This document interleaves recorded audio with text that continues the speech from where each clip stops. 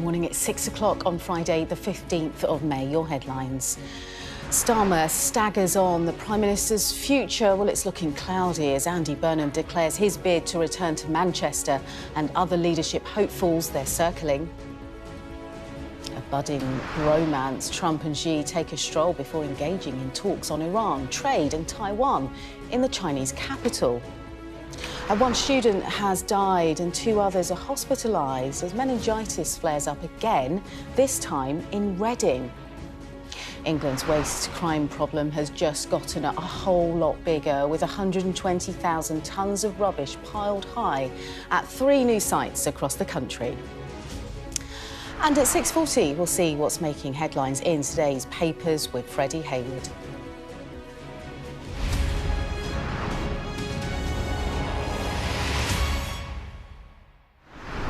Hello, good morning. Well, our top story, we couldn't start anywhere else, frankly. It's been a very long week in Westminster for Sir Keir Starmer, who had hoped to solidify his crumbling position after Labour's disastrous election results. Instead, he's seen his health secretary and 4 other ministers resigned. And Andy Burnham, labelled the King in the North by his supporters, has declared his intention to return to Westminster, with more than 90 of the Prime Minister's own MPs calling him to go. A leadership challenge appears to now be a case of when, not if, and it seems as though a line of potential replacements is already forming. Well, Andy Burnham, once blocked by Starmer from attempting a Westminster return, has announced another attempt. He's seen as a key leadership rival to the Prime Minister. Announcing his decision, Mr Burnham, he said this: "I can confirm that I will be requesting the permission of the NEC to stand in the Makerfield by-election. I grew up in this area and have lived here for 25 years. He goes on to say, "I care deeply about it and its people. I know they have been let down by national politics. There is only so much that can be done for Greater Manchester. Much bigger change is needed at a national level if everyday life is to be made more affordable again." Well, that followed the resignation of Wes Streeting as Health Secretary. It's believed he will mount his own leadership challenge against Sir Keir Starmer. In his resignation letter, Mr Streeting said he had lost confidence in the Prime Minister, and he wrote this: "It's now clear that you will not lead the Labour Party into the next general election, and that Labour MPs and Labour unions want the debate about what comes next to be a battle of ideas, not of personalities or petty factionalism. It needs to be broad and it needs the best possible field of candidates. I support that approach and I hope that you will facilitate this." Well, it's not just Andy Burnham, Wes Streeting angling for the Labour leadership. Other high-profile candidates reported to be eyeing up this include these characters that you see on screen now. Former Deputy Prime Minister Angela Rayner, who yesterday, she revealed, didn't she, that she had been cleared of deliberate wrongdoing over her tax affairs. Who else? Well, Energy Secretary Ed Miliband and Armed Forces Minister Al Khan are also considered possible contenders. What a day it was yesterday. Let's talk more about this with our political correspondent, Ali Fortescue. It's been fraught, hasn't it, Ali?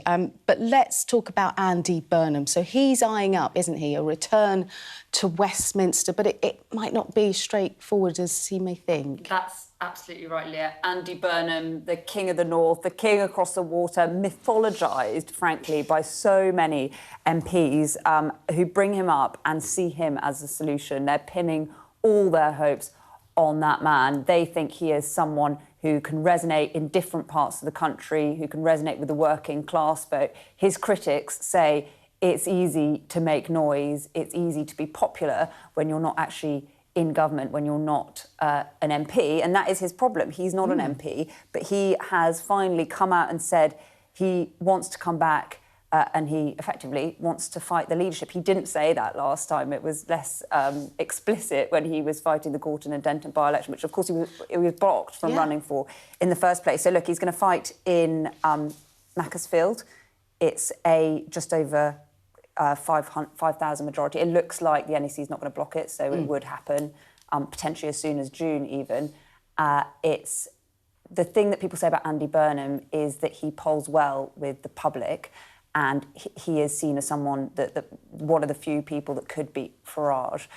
And this is the test. Can Labour beat Farage in this seat? That is the massive test for Andy Burnham that would pave his way to number 10. And then if he doesn't, then it's potentially all over for Andy Burnham. So we'll put that aside there. Wedge Streeting, he resigned yesterday, but there was a lot of talk, wasn't there, around the numbers, the support for Wedge Streeting. What do we know there, Ali? I am not totally clear. His allies are saying that he has definitely got the numbers. There are definitely a lot seen to be on the right of the party that are backing Wes Streeting. I can't say right now I'm 100% certain that he has got the 80 as quite a high threshold. And look, yesterday, you know, we were kind of in a holding pattern, waiting, stationed on Downing Street, and we did hear from those three people, Angela Rayner, who settled her tax affairs. You'll remember early yesterday we broke that. Paving a path for her potentially, then Wes Streeting resigning, haven't had a leadership bid from him yet, and now Andy Burnham. But look, the big question too is, what is a Prime Minister thinking? The latest I heard was that he would fight a leadership challenge, but that was on the weekend, and I'm not getting any kind of change since then. So Prime Ministers have survived leadership challenges before. Look at John Major, look at Jeremy Corbyn, not a Prime Minister, but a Labour leader who fought a leadership challenge, came out stronger. But I think with the context and that so many in the parliamentary party openly saying that they don't back the Prime Minister, they want him to go, with unions signing a letter, he is in a perilous position, and I do not know how the next few days are going to play out. And it is frankly hard to see him surviving in the long term, I would say. Yeah, all right. Ali, for now, thanks so much. You're going to hot-foot it down to Downing Street. Yes. We'll speak to you again really soon. Meantime, Andy Burnham, well, he's made it clear, hasn't he? He is looking at that top job, and Sky News understands that Sir Keir Starmer won't seek to block his first step of becoming the Labour candidate in Makerfield. Our political correspondent, Rob Powell, he takes a look at his political milestones for you. It's brutal, to be honest, isn't it? This is no way to run the country. He's been styled by some as the King of the North, but who really is Andy Burnham? Born in Liverpool and raised in Cheshire, Burnham has cultivated a gritty, grassroots political image. But his early path through politics was really anything but. First made a minister under Blair, he entered the cabinet under Brown. Moved to the culture and sport brief, he was heckled at a service marking the Hillsborough disaster. 96 fellow football supporters who died will never be forgotten. And he asked us to think at this time. That led him to back a new inquiry, eventually winning praise from families.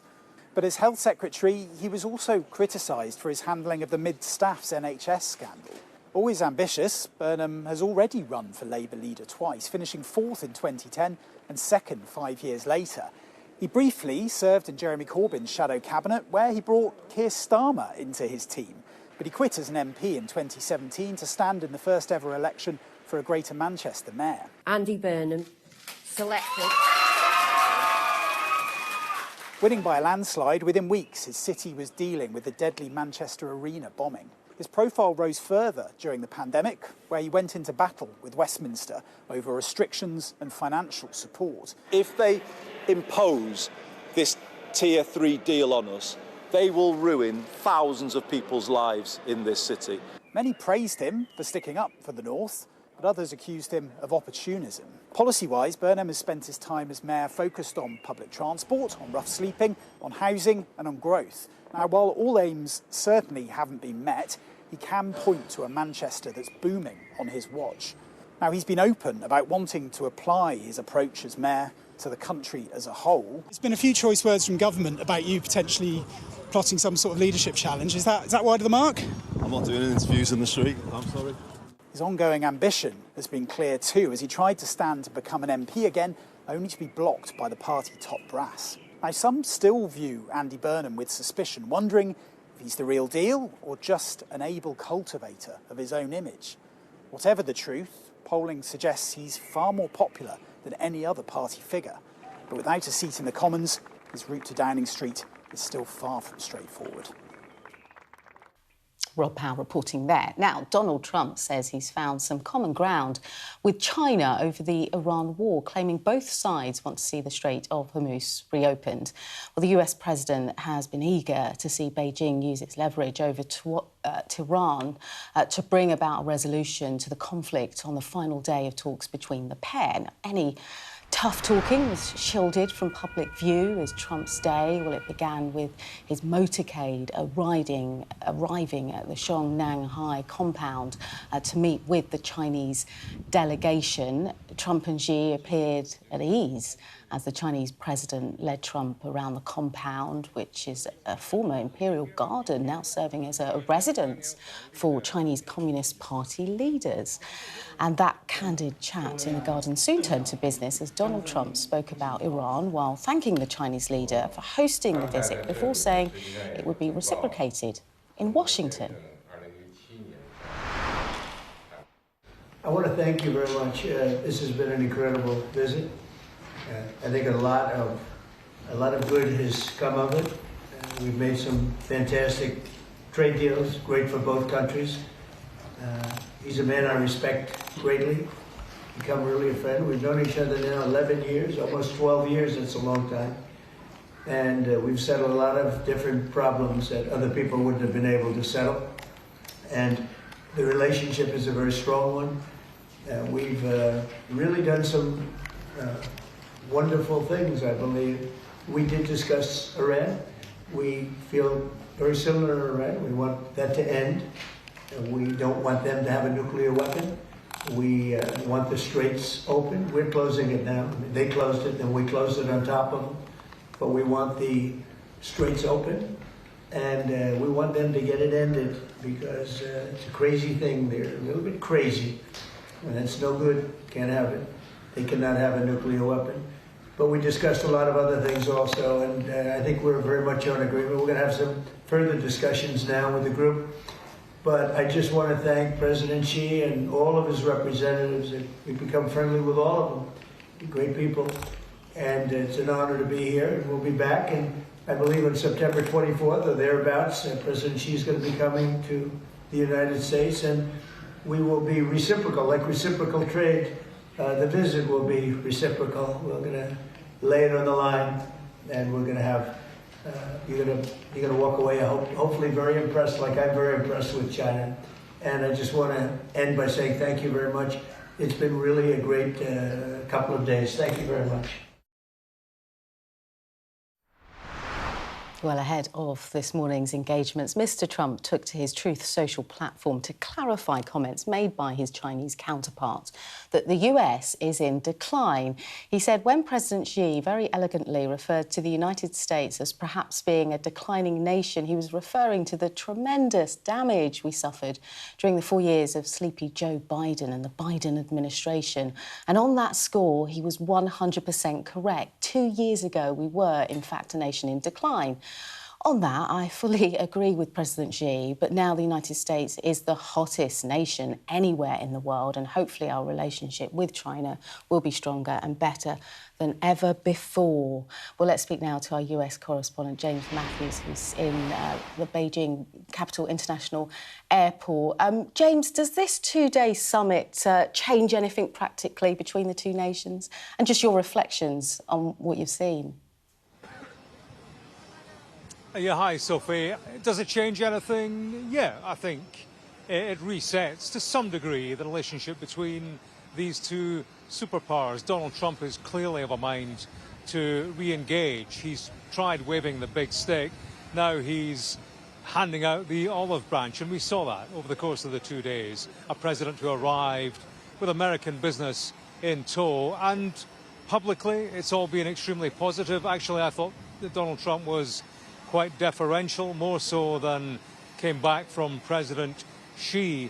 But there's no doubt, beyond the soft soaping and the public diplomacy and gratitude for the big welcome, and he certainly has been given the VVIP treatment, there's no doubt there has been hard negotiating taking place. The big takeaway in the minds of the Chinese certainly is Taiwan. President Xi warned of potential clashes, conflicts, if that didn't go well. I was interested to see the readouts from the Chinese yesterday, Taiwan was front and centre of their subject matter. It was nowhere to be seen in terms of the Americans and their detail of what had been discussed, even though Marco Rubio said, look, no change. That is something to watch. That will be a metric in terms of any shift in the power dynamic. Who has the power and the influence? Is there a trade-off when it comes to Taiwan on the part of Donald Trump? Because remember, he came here looking for help on Iran. I'm interested about his remarks on Iran this morning. Didn't say anything about the Chinese stance that we hadn't heard before. The Chinese have said they don't want Iran to have a nuclear weapon. So I can see why he wanted to establish points of agreement. What's more interesting is what do the Chinese intend to do about it? We've had the headline, we haven't had the detail. Will they lean on Tehran? How will they lean on Tehran? What might be the political trade-off? And what about these reports we've heard in the past 48 hours that Chinese companies are looking to secretly sell Tehran military equipment that would enable Iran to spy on, to target the American military? So, as ever, despite what we've seen in the past couple of days, it is a superpower relationship underpinned by deep suspicion and certainly self-interest. Trade, Sophie, briefly, that's been a big thing, of course. That's what Trump wanted to re-engage with the Chinese on. He talks about fantastic trade deals. We've yet to see the detail on that. One detail we do have is to do with Boeing. The Chinese had been discussing with the US plans to buy 500 jets. They're only buying 200. And the Boeing share price has gone down on the back of that. So, frankly, if this is going to be a fantastic set of trade deals, it's going to have to fly higher than that. OK, James, for now, thank you so much. Close to home now, one student has died and two others are being treated in hospital after an outbreak of meningitis in Reading. It's believed the student who died attended Henley College in Oxfordshire. Let's talk more about this with our correspondent Sadia Chowdhury. So what details are we hearing here, Sadia? So these details are coming from a GP surgery in Henley-on-Thames. That is about 37 miles west of London.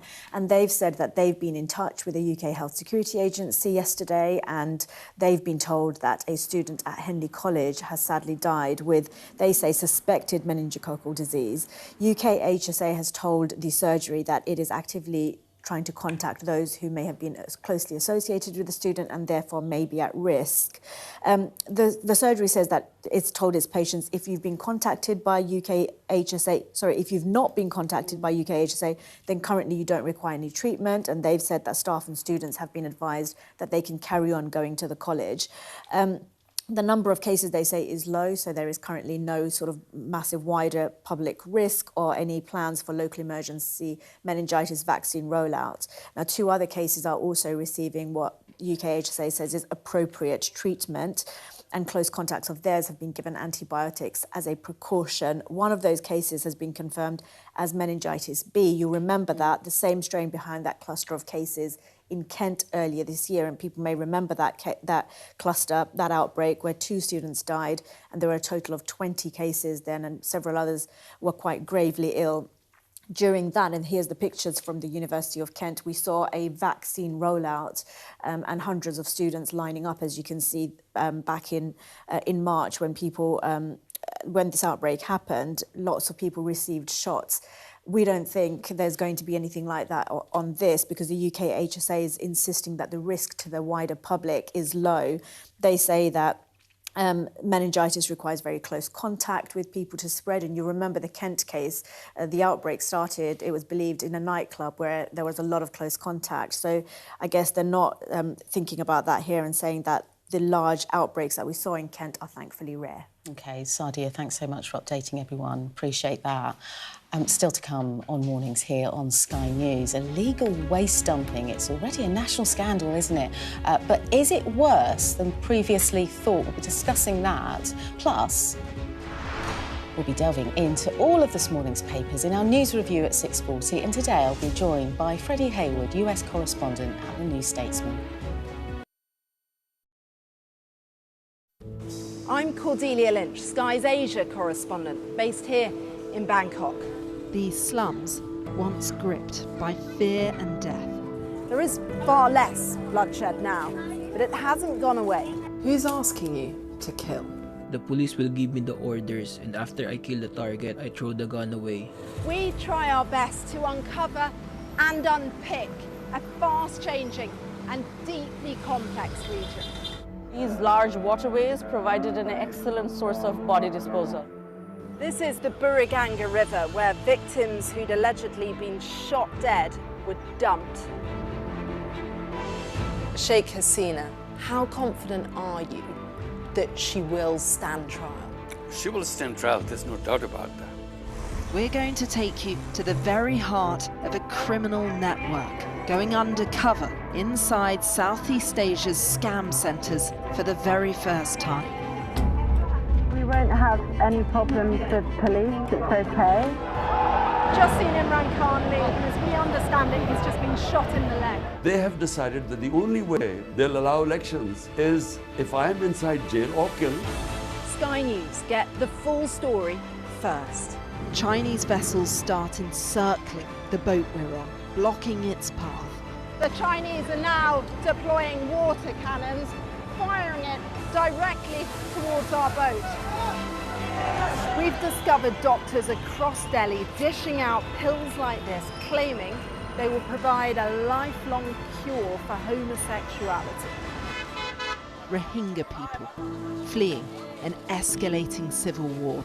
The situation here in Cox's is desperate. An already insecure place does feel a lot more precarious. Well, hello and thank you for watching tonight on The Wrap. We will be joined by the very best commentators to explain the how and the why. He did know what he was doing. Both agree on that, can we? No. No. You can expect more analysis. This is going to get deeper. I think it's going to end up with Russia. Is war inevitable? What he's interested in is a deal. That doesn't rule out strikes. I disagree. And laughs along the way. Plus, a look at tomorrow's headlines. The Wrap.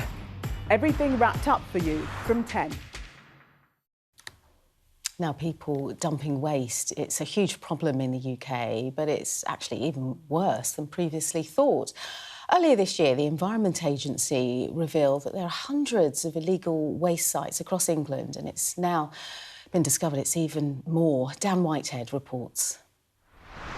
120,000 tonnes of rubbish at 3 new illegal dumps. Sky News has uncovered the latest sites being investigated by the Environment Agency as it tries to take on the organised gangs behind them. In January, the EA confirmed it was looking into 11 dumps, each containing more than 20,000 tonnes of rubbish. Now there are 3 more. The first in Kent with 30,000 tonnes, the next Nottinghamshire with nearly 60,000 tonnes of waste, and in Berkshire with more than 30,000 tonnes. But there is a fourth. Hidden near the picturesque village of Sharwell in Leicestershire, in just a matter of months, this has appeared.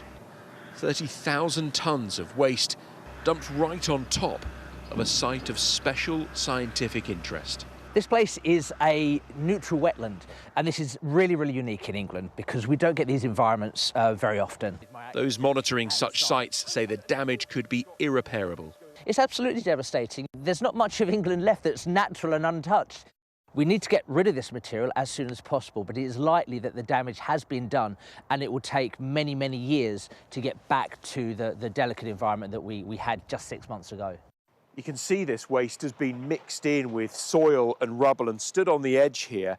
It is remarkable that all of this waste was dumped here in just a matter of months without being noticed. In fact, it is the stench, the choking stench right now, which first led locals to get suspicious. It was like rotten eggs. I can't understand what kind of created that smell, but you could come down in the morning and open the back door and the smell would hit you. It was disgusting. Lou was one of the locals who reported it and now wants those responsible to be found. I just hope that, you know, the punishment is severe enough to deter other people from doing it, because if the fine doesn't reflect, you know, the money that they've avoided by doing this, then they're just going to carry on. The latest super sites were identified in a letter seen by Sky News from the EA's chief executive to the House of Lords Environment Committee. I think it's very worrying that the Environment Agency just doesn't seem to have a handle on where these massive loads of rubbish are actually coming from, because unless we can turn the taps off at source, we really won't stand a chance. The Environment Agency says it shares the public's disgust and is pushing ahead with its 10-point plan to tackle illegal waste dumping, including faster intelligence sharing. But this is a lucrative crime with millions of pounds avoided in landfill tax. Once one field is full, the criminals simply move on to the next. Dan Whitehead, Sky News in Sharwell, Leicestershire. OK, let's get your latest weather. You're looking happy. Well, the forecast looks good. So you've sorted the travel insurance then? All Clear Travel Insurance sponsors Sky News Weather. Well, the chilly weather will continue into the weekend, although there won't be as many showers as recently. It's rather cold out there now with a patchy frost. Early showers across Wales will drift into central and southern England through the morning, and then elsewhere it will be mainly dry with sunny spells, but there'll be a few showers mainly over northern Scotland and Northern Ireland, and temperatures will remain below average, but at least it won't be as windy as recently, with coastal gales in the far north-east easing. All Clear Travel Insurance proudly sponsors Sky News Weather. Well, still to come on the programme, efforts to unseat Sir Keir Starmer. They're underway. We'll take a look at who's in contention for the top job. And then in sports, how it all went wrong for Rory McIlroy on the opening day of the PGA Championship. I'm Cordelia Lynch, Sky's Asia correspondent, based here in Bangkok. These slums, once gripped by fear and death. There is far less bloodshed now, but it hasn't gone away. Who's asking you to kill? The police will give me the orders, and after I kill the target, I throw the gun away. We try our best to uncover and unpick a fast-changing and deeply complex region. These large waterways provided an excellent source of body disposal. This is the Buriganga River, where victims who'd allegedly been shot dead were dumped. Sheikh Hasina, how confident are you that she will stand trial? She will stand trial, there's no doubt about that. We're going to take you to the very heart of a criminal network, going undercover inside Southeast Asia's scam centres for the very first time. We won't have any problems with police, it's okay. Just seen Imran Khan leave, and as we understand it, he's just been shot in the leg. They have decided that the only way they'll allow elections is if I'm inside jail or killed. Sky News get the full story first. Chinese vessels start encircling the boat we're on, blocking its path. The Chinese are now deploying water cannons, firing it directly towards our boat.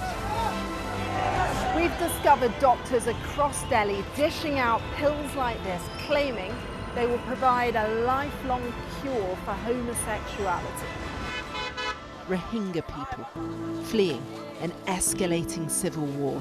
The situation here in Cox's is desperate. An already insecure place does feel a lot more precarious. Well, hello, and thank you for watching tonight on The Wrap. We will be joined by the very best commentators to explain the how and the why. He did know what he was doing. Both agree on that, can we? No. No. You can expect more analysis. This is going to get deeper. I think it's going to end up with Russia. Is war inevitable? What he's interested in is a deal. That doesn't rule out strikes. I disagree. And laughs along the way. Plus, a look at tomorrow's headlines. The Wrap. Everything wrapped up for you from 10.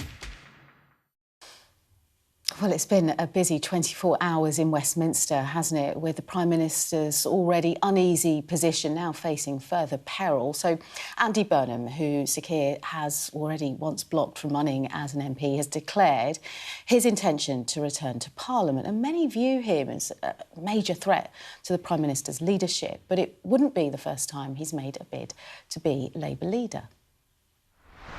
I have a very clear vision of how I want to rebuild Labour for new times. Labour wins when it speaks for everyone and for the whole country, for Middle England, but also for Scotland, Wales and Northern Ireland too. And it needs a leader whose voice can carry into all the nations and regions of the UK, be heard in every home, someone who people can relate to, who understands their lives.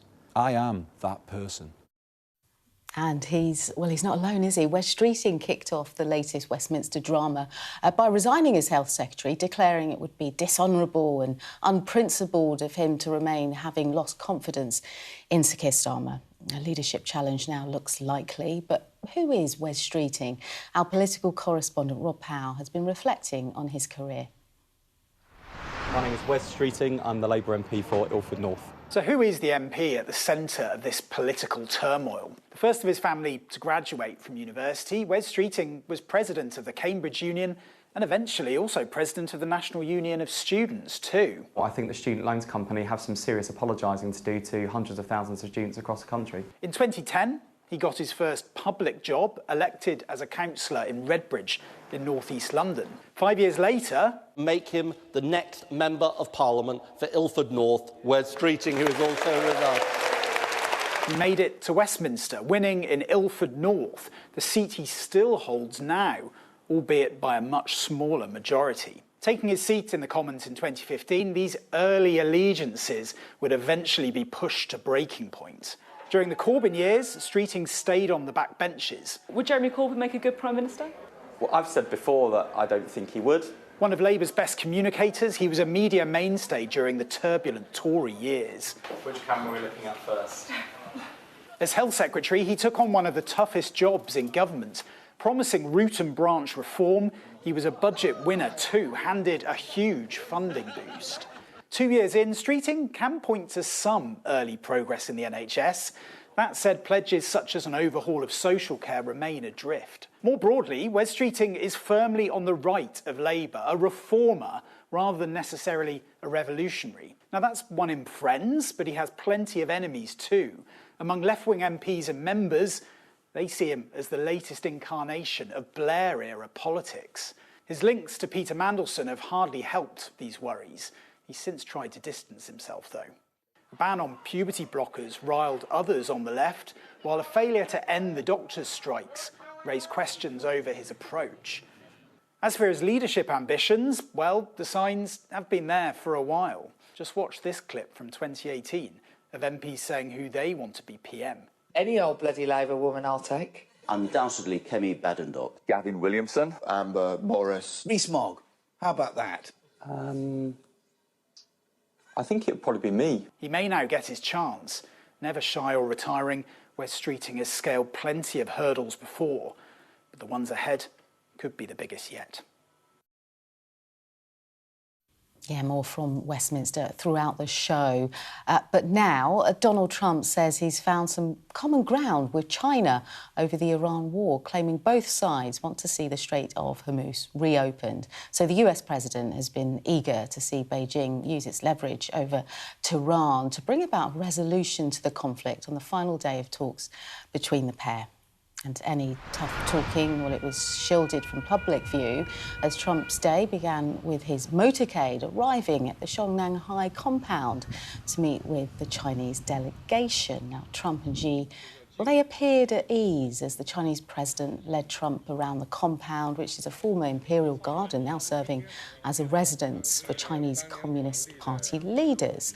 Now, the candid chat in the garden soon turned to business as Donald Trump spoke about Iran while thanking the Chinese leader for hosting the visit before saying it would be reciprocated in Washington.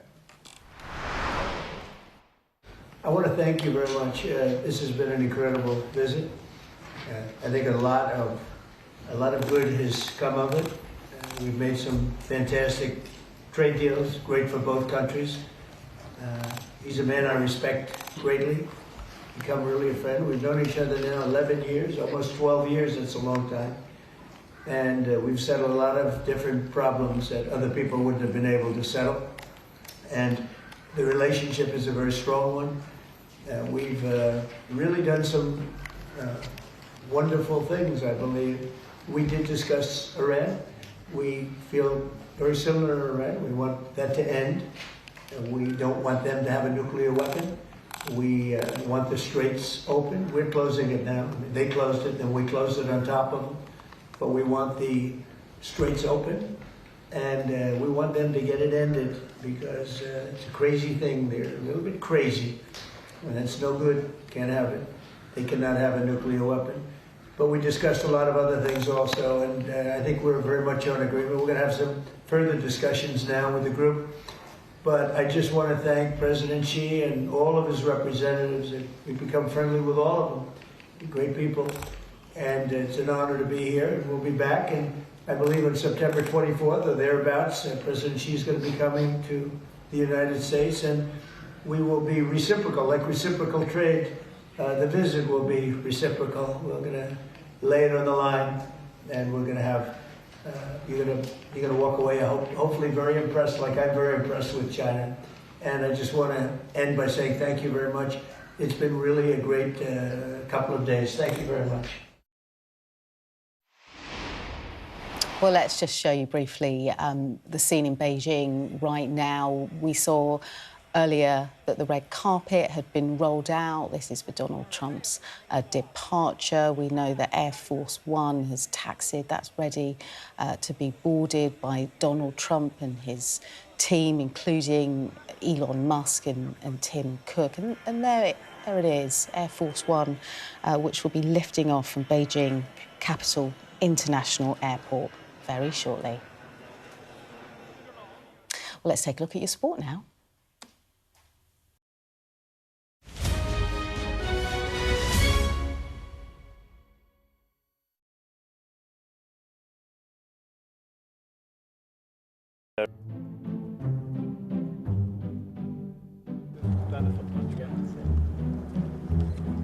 Our new offers are coming through the summer. Came down like last night, done the medical this morning, and delighted. Eventually, when I did sign him, we had to pay a little bit more money for him, like from 4 million to 12 million, but he was worth every single penny of it. Aston Villa were ploughing a lot of money into a team to try and get them into the Champions League and try and compete in the top four. We had a great core of like really good individual players, and we felt like we were equipped to go and challenge. He was a leader straight away. He was a big voice in the dressing room. They wanted me, and the hierarchy at Newcastle weren't too convinced in terms of their confidence about giving me a new contract. Kevin Keegan, I think the manager at the time, he was a fantastic player. I was loving my football in front of him and playing well. But you know, the people upstairs had other ideas at the moment, and that was the way it went. Even a hailstorm couldn't prevent James Milner from practicing free kicks. He was always questioning players if they haven't put the effort on training. He always believed that you have to train the way you play. It was like having another coach on the pitch. That's the difference in a player like that. Players who see things, who understand things, but also can give that detail out on the pitch. Milner! Another stunning strike! I had a captain at the same time called Gareth Barry, and Gareth was quite quiet but led by example, and James was alongside that. We're pretty similar characters. Where we probably differ is away from the training ground. He's not got a switch. He won't mind me saying this, I don't think he switches off as much as I did. He's quite intense in terms of information he'll be.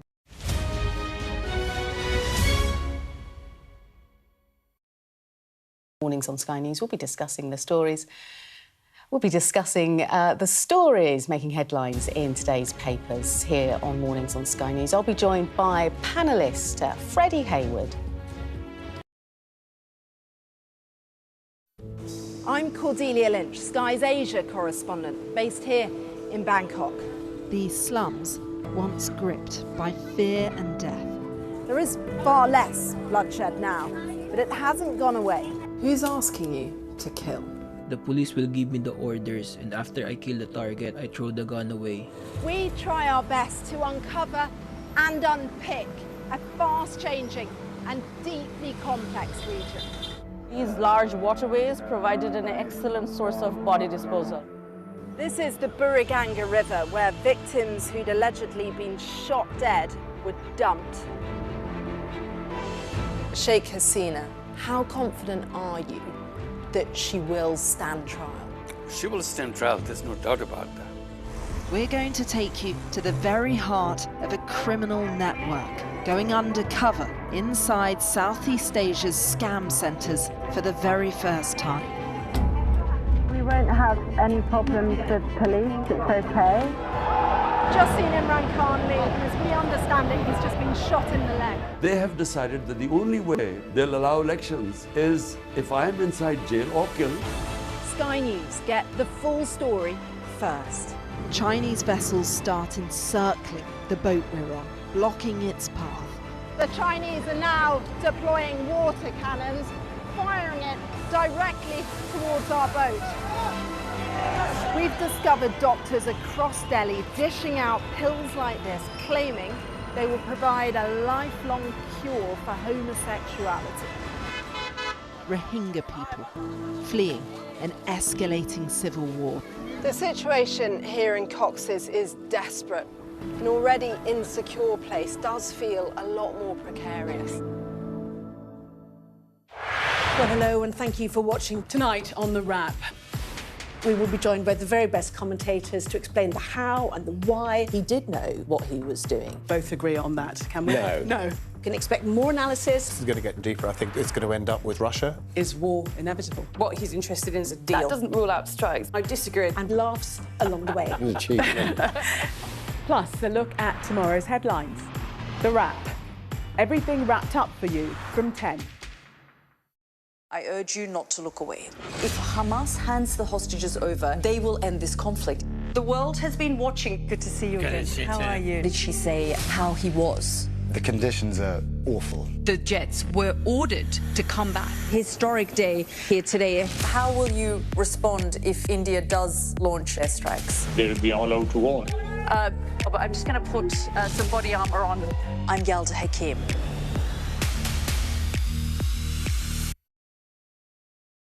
I hope we haven't forgotten anything. Travel insurance, I tick that box. Yeah, but remember what you forgot last year. All Clear Travel Insurance sponsors Sky News Weather. OK, the chilly weather will continue into the weekend, although there won't be as many showers as recently. It's rather cold out there now with a patchy frost. Early showers across Wales will drift into central and southern England through the morning, and then elsewhere it'll be mainly dry with sunny spells, but there will be a few showers, mainly over northern Scotland and Northern Ireland. And then temperatures, well, they'll remain below average, but it at least won't feel as windy as recently, with coastal gales in the far northeast easing. All Clear Travel Insurance proudly sponsors Sky News Weather. OK, time to talk what's making headlines in today's papers. As you can see, I'm joined by Freddie Hayward, US correspondent for the New Statesman. Good morning to you. Good morning. Well, what a busy 24 hours it was in Westminster, and reflecting that across many of the papers, Freddie. Shall we start with the front page of the Eye? Because I think yesterday, from about, 7 o'clock this morning, we had Angela Rayner, who came out and she said she'd cleared up her HMRC tax affairs.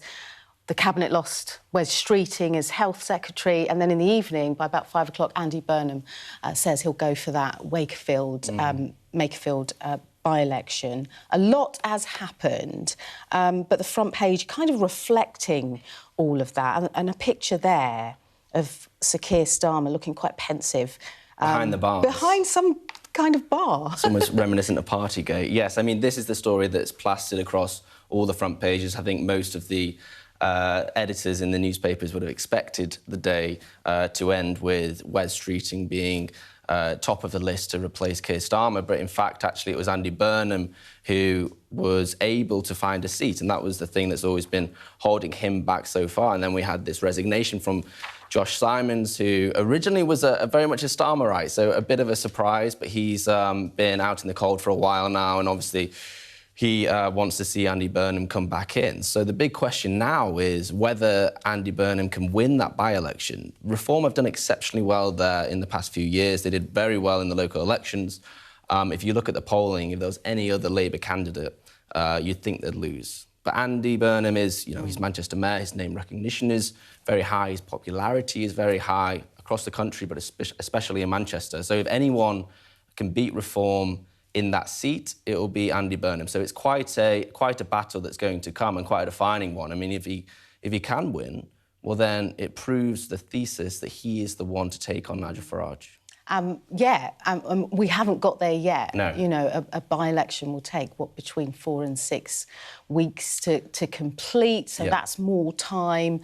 But lots of conversation over, well, the Prime Minister standing strong, essentially, and refusing to simply walk away. Refusing to walk away, refusing to meet cabinet ministers. The steeliness of Keir Starmer, I think, has surprised some people this week. He's obviously going to fight it as hard as he can. I mean, how is he going to conduct himself during this by-election? Is he going to turn up there, campaign with Andy Burnham, almost taint Burnham with his own unpopularity? I think that would be an interesting question. You're pitting these two titans of the Labour Party, relative term naturally, but titans of the Labour Party against each other in this by-election. It really is a defining moment. I think the other interesting thing was that you saw in Wes Streeting's resignation letter yesterday, this almost acknowledgement that the selection process, the leadership contest needed to be broadened out to include other people, a nod, therefore, to Andy Burnham, and I think an admission that Wes Streeting didn't actually have the numbers to challenge Keir Starmer in the way that he wanted to at the start of this week. Yeah, we'll continue to cover the fallout from this through the morning, but let's pivot to geopolitics of another kind. Donald Trump, he's leaving Beijing International Airport very shortly. But I wonder what you made of his visit to China, whether it was a success. What did he get from the trip? What did Xi Jinping get from the trip? These are live pictures now of Air Force One. We will dip into those as and when we see people boarding. But the FT covering, I guess, the pomp, the ceremony and the positive tone that was set between the two leaders. And, you know, when you look at this, you've got this 79-year-old president. He's bogged down, isn't he, by dismal approval ratings back home in the US. What else is he fighting? Well, rising inflation. And there's no clear end in sight, is there, to the war in Iran. And he went to this meeting. He's sitting there with Xi Jinping, as you can see there, you know, to try and use the leverage that China might have with Iran. It's been a fascinating trip for me. I just wonder, with your insight in Washington, D.C., how it's being viewed there. Well, remember that this trip was supposed to happen a month or so ago, and it was delayed because of the war in Iran. So I assume what the White House were hoping for was that the war in Iran would go extremely well, as Trump said that he expected it would. It would be out in 3 days. He knocked out one of China's main allies, as they did in Venezuela. He would sort of go there as this conquering king. He could sort of parade in front of Xi as someone who had restored American power. That is not what has happened at all. He's gone, as you say, while he is in a quagmire in the Middle East. But actually, there is a bit of a symmetry between Xi and Trump at this moment. Both of them are in slightly tough positions economically. Both of them don't want to reignite the trade war, which is currently under a truce between both countries. And they want the pomp, the pageantry of what Trump calls the G2, the two most powerful countries in the world. So I think the substance that we'll get from the summit will actually won't be very important whatsoever. I mean, this is a sort of continuation of the status quo. It is not what the White House wanted it to be. It is not this walk of triumph. Actually, both countries will not want some economic downturn, and inflation is hitting them both. But I wonder about the Taiwan question and whether that's the most important key, or one of the most important keys to US-China relations. Yeah, I mean, there's two ways you can look at that. Some people said, look, the Americans get bogged down in the Middle East. It strengthens China's hand, and it'll make them more likely to go into Taiwan. The other way in which you can interpret it is say, look, Russia tried to go in Ukraine, quagmire. America tried to go into Iran, quagmire. Does she really trust his generals, which he has a tricky relationship with, to go and conquer Taiwan? And actually, maybe the lesson is these battles, these invasions, are much harder than we used to think they were. Really interesting. Again, another big story for us today, so we'll keep everyone across that. You've got a story, have you, next, Freddie? Is it in the FT?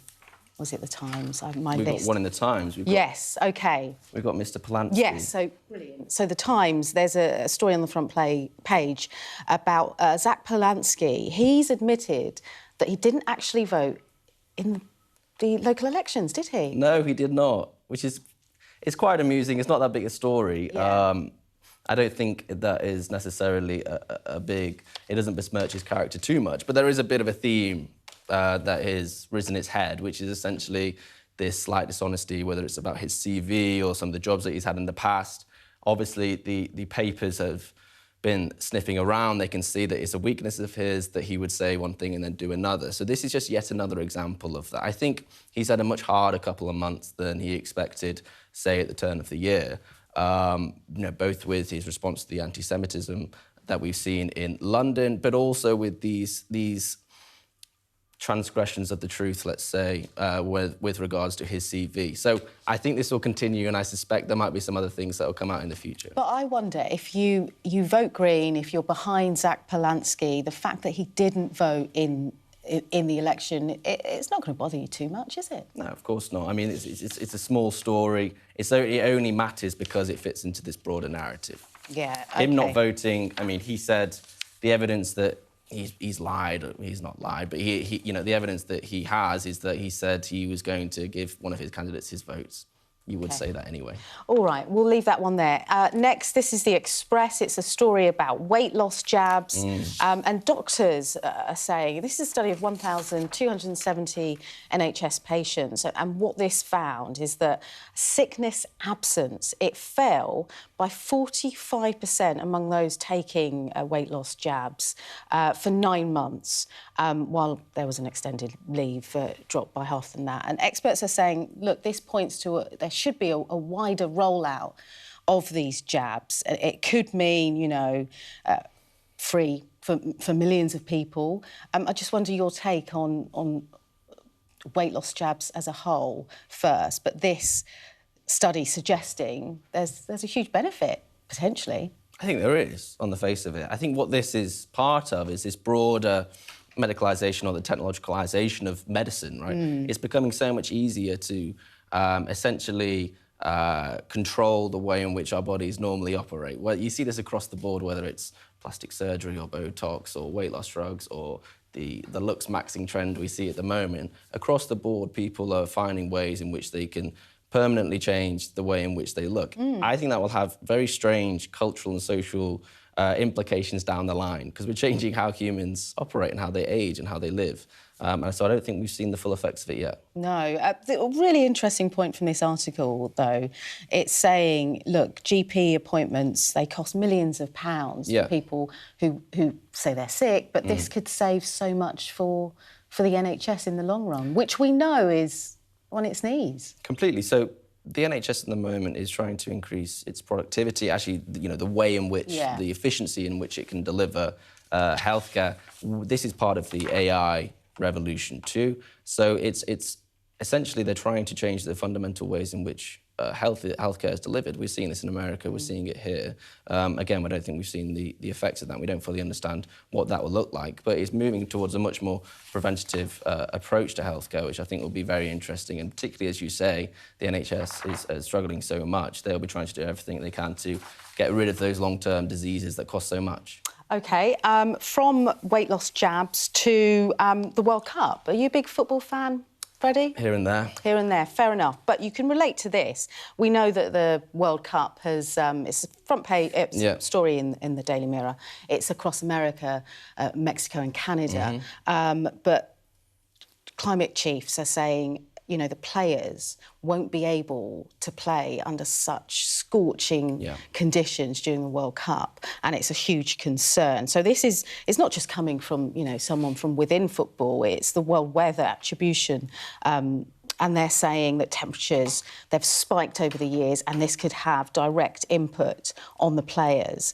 The Climate Network said around 25% of the 104 games around US, as I said, Mexico and Canada, are likely to be played in conditions of 26 degrees Celsius, which will have an input. And they've been speaking about having, water breaks, but what they're saying, these climate chiefs, is that's potentially not enough.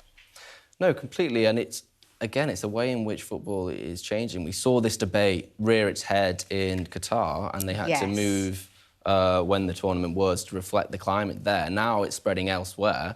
I think there is going to be a much broader debate about when these events take place. But also you have to remember that the World Cup is operating in this very strange scenario in America where you have Donald Trump sort of attempting to attach himself to the glory and the pageantry of the World Cup. He's very conscious to do so, which is distracting, I think, from the broader football. And we have talk, for instance, of a half-time show in the final. There's been lots of controversy about ticket prices, about some of the costs of, for instance, getting the train to the stadium where the final is. I think it's out in New Jersey. So it's a very controversial World Cup already, not least because of the geopolitics of it, the internal politics of it, but also the fact that this is essentially a Trump World Cup, or at least that's how he's trying to frame it. Yeah, I loved how he said he wasn't calling it soccer anymore, it was football. But an important point, Thomas Tuchel's suggesting that the players will have to actually, you know, do substitutions in the dressing rooms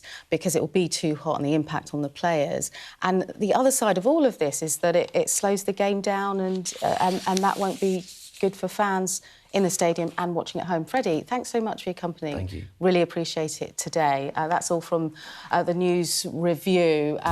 Stay with us. I'll be joined by Kamali for all of your latest headlines coming up on Sky News.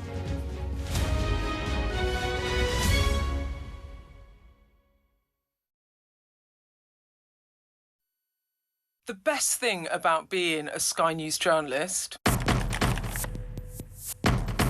My darling. Beth Rigby, Sky News. ...is being a Sky News journalist. You said to people, I'm not coming back for more, but you have come back for more.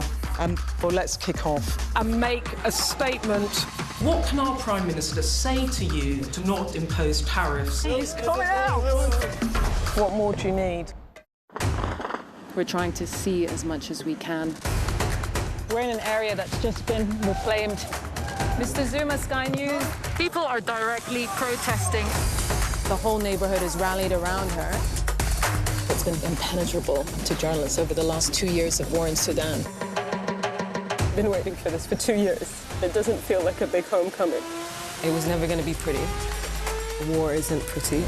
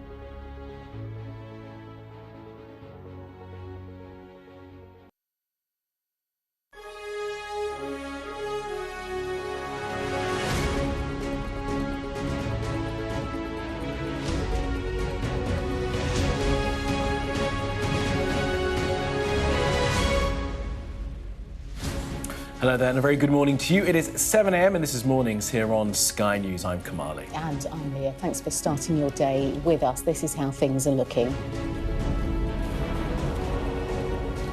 Well, Starmer staggers on, but the Prime Minister is facing political peril as Andy Burnham declares his bid to return to Westminster and other leadership rivals circle. A budding bromance. Trump hails Xi and his representatives as great people and says the two are in agreement on Iran. Warm words, but what about Taiwan? One student has died and 2 others are in hospital after an outbreak of meningitis in Reading. Also today, we're speaking to political historian and author Sir Anthony Seldon about whether our politics is broken. And Britain's mega rubbish dump crisis with 120,000 tonnes of rubbish piled high at 3 new sites across the country.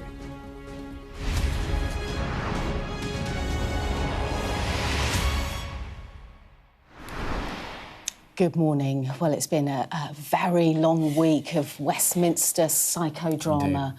Sir Keir Starmer had hoped to shore up his position after Labour's disastrous election results.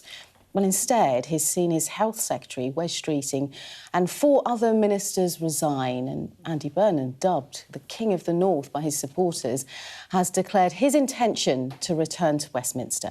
Now, with just over 90 of the Prime Minister's own MPs calling for him to go, the PM is teetering right on the brink of a leadership contest, but for now remains in Downing Street. So does Wes Streeting have the numbers, and does Andy Burnham have the time to secure a seat for either to unseat the PM? They're not the only ones, as a potential replacement is already forming. Let's go live, shall we, to Downing Street, bring in our political correspondent, Ali Fortescue. So much has happened, Ali, in the last 24 hours. I mean, should we start with Andy Burnham and his potential route, because it's not plain sailing? It is not plain sailing, and Andy Burnham, the much mythologised so-called king across the water, his name comes up the whole time among MPs, but it does look like his potential path to Downing Street is a little bit clearer now after he publicly said yesterday that he does want to come back, heavily suggesting he does want to run for the leadership. That is not what he said last time when he was blocked from standing in the Gorton and Denton by-election. He has now identified a seat, Josh Simons's seat in Makersfield. It is going to be an extraordinary by-election. The majority there is a bit over 5,000. Reform did very well in the local elections. And the thing that comes up again and again with Andy Burnham is that he is seen as someone who is popular with the public. He polls best out of the leadership contenders with the public. He is seen as someone that for Labour could take on Nigel Farage, and that is what they want to do. So this by-election, in a sense, is a test, not just a by-election, but a test of whether Labour really can take on Reform and take on Nigel Farage. When will it happen? Well, something called the issuing of the writ needs to happen. That's not going to happen today. Parliament isn't sitting. Once that has happened, it's 21 to 27 days after that. So we could be looking potentially towards the end of June when we see this all-important by-election. Of course, big question, what are Number 10 thinking? The last thing I heard, they would fight a leadership challenge, but increasingly you do get the sense with, a letter signed by affiliated unions saying that Keir Starmer shouldn't be the man to fight the next election, with 90 plus now MPs publicly saying he should go, and it sounds like many more privately thinking that. It does seem like his path ahead, if Andy Burnham makes it back to Westminster, is difficult. And you're talking about the person that lives in the flat above the building behind you, Ali. We get the sense, as you say, is going to dig in and fight this. What's the sense you're getting from those you're speaking to about whether or not people in the Labour movement think that's the best path forward for him? I think it's it's really important to say that there are really strong feelings among some MPs, ministers, cabinet ministers, that changing leader is a big mistake, that they don't want to go down the road of the Conservative chaos, as they call it, that we see changing Prime Minister. And I think you're about to interview Steve Reid. That is the message we are going to see from Steve Reid, the last line of defence. And I think it's important to stress that a lot of people very passionately feel that. You know, they're speaking to government sources who've told me how sad they are. One saying they were close to tears earlier this week at the thought that Labour could descend into, look in on itself and descend into a leadership challenge. But of course, you know, and we had that letter, I should say, more than 100 MPs backing the Prime Minister. Not everyone knew they were going to be on that list. But the trouble is, there's a massive split, and not everyone thinks that. And a lot of people do like Andy Burnham. I should say we obviously saw two other people, big leadership potential contenders, speaking yesterday after days of silence. Wes Streeting, who resigned, who said he wants to see a broad leadership race. My understanding is we're not going to hear anything from him today, but look, I think we are going to be hearing something from the Health Secretary in the days to come. And Angela Rayner, who has settled her affairs, tax affairs, with HMRC and has not ruled herself out from a leadership race. So it does feel like that's the way we're heading. Prime Ministers have survived leadership races before. Look at John Major, look at Jeremy Corbyn, not a Prime Minister, but a Labour leader who was emboldened, strengthened really by a leadership race. So he could survive this, but I think the context is everything. And when you're looking at the strength of feeling in the parliamentary party, it does look really difficult. It does. All right, Ali, for now, on Downing Street, thank you for that. And as Ali pointed out there, the difficulty now that the Labour Party find themselves in is stuck between a rock and a hard place. Many feeling like Keir Starmer's not the man to take the country forward. But, as Ali points out, many also feeling that to have a leadership challenge right now is just the worst possible thing for the party. Yeah, we've seen there from Ali that his rivals are certainly circling. And Andy Burnham, is he the single most biggest threat to Sir Keir Starmer? But his route, as we're talking about, and we have been talking about this for such a while now, his route isn't straightforward. It's not promised at all. And we're going to talk more about that very shortly.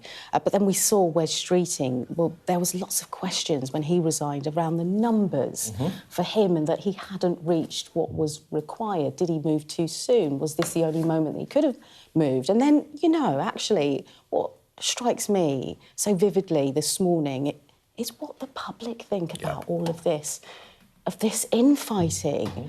And I don't think they're going to be that impressed by what's been happening. No. Because it's infighting, it's rivalry, but what about potholes? What about bin collections? What about the cost of living crisis? And that's where politicians, I feel, should come on this show today and apologise for what we're seeing. I'll put some of that to Steve Reid when he pops up, promise you. It'd be exactly right, because we are going to go to Makerfield a little bit later on and we'll get a sense of what people there are thinking about the by-election that's coming up. Their MP, Josh Simons, decides to stand down. So let's just take you through what actually happens if a Labour leadership contest is triggered. Now, a contest would be triggered with an MP with 80 backers and plus themselves, and they go to the National Executive Committee. Well, the NEC would then set a timetable for the process. A key consideration is Andy Burnham, of course. We understand that he will not be blocked from standing. And then the Prime Minister would automatically be on the ballot unless he decides to resign. Any other MP who can get 80 of their colleagues to back them will then also be able to put themselves forward. Yeah, and after a contest and likely numerous hustings, Labour members would vote with a preferential ballot system. Well, all that means that the whole process could end up lasting until Labour Party conference, which, of course, is coming in September. So what do we have to look forward to in the next hour? Well, we'll be joined by Secretary of State for Housing and Communities and Local Government, Steve Reid. Yeah, he's, coming up this hour. And in the next hour, we've got the political historian, Sir Anthony Seldon, who will give us his overview of exactly where we find ourselves as we might be on the verge of getting another new Prime Minister in number 10. Yeah, look forward to all of that. Do stay with us. But In the last few minutes, Donald Trump has arrived at Beijing airport and set off to depart on Air Force One after a high-stakes state visit. Yeah, the president, who's been in China for a couple of days, says that he's found some common ground with the Chinese President Xi Jinping over the war in Iran, claiming that both sides want to see the Strait of Hormuz reopened. But that comes after he cast doubt over the ongoing ceasefire, posting on his social media site that his military campaign is to be continued. Well, here's what the president had to say a little while ago. I want to thank you very much. This has been an incredible visit. I think a lot of good has come of it. We've made some fantastic trade deals, great for both countries. He's a man I respect greatly. Become really a friend. We've known each other now 11 years, almost 12 years. It's a long time. And we've settled a lot of different problems that other people wouldn't have been able to settle. And the relationship is a very strong one. We've really done some wonderful things, I believe. We did discuss Iran. We feel very similar to Iran. We want that to end. We don't want them to have a nuclear weapon. We want the straits open. We're closing it now. I mean, they closed it, and we closed it on top of them.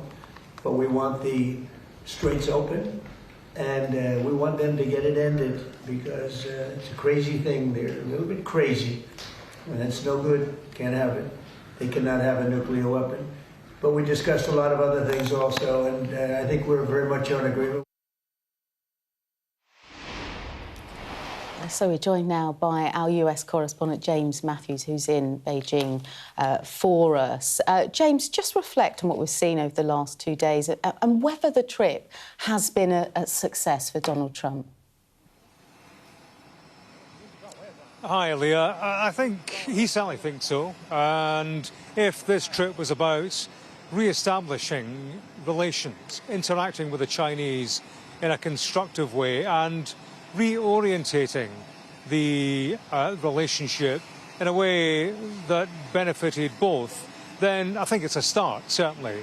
I'm not quite sure it measures up to some of the headlines that Donald Trump has given us this morning, speaking about an agreement on Iran. They certainly have agreed on Iran on a couple of matters, but quite what China is going to do to help Donald Trump on Iran, we've yet to hear detail on that one. He wasn't getting into it there. We wouldn't expect him to. But what do the Chinese do now? How do they influence Tehran to reopen the Strait of Hormuz? What might be the political trade-off for the United States in that regard?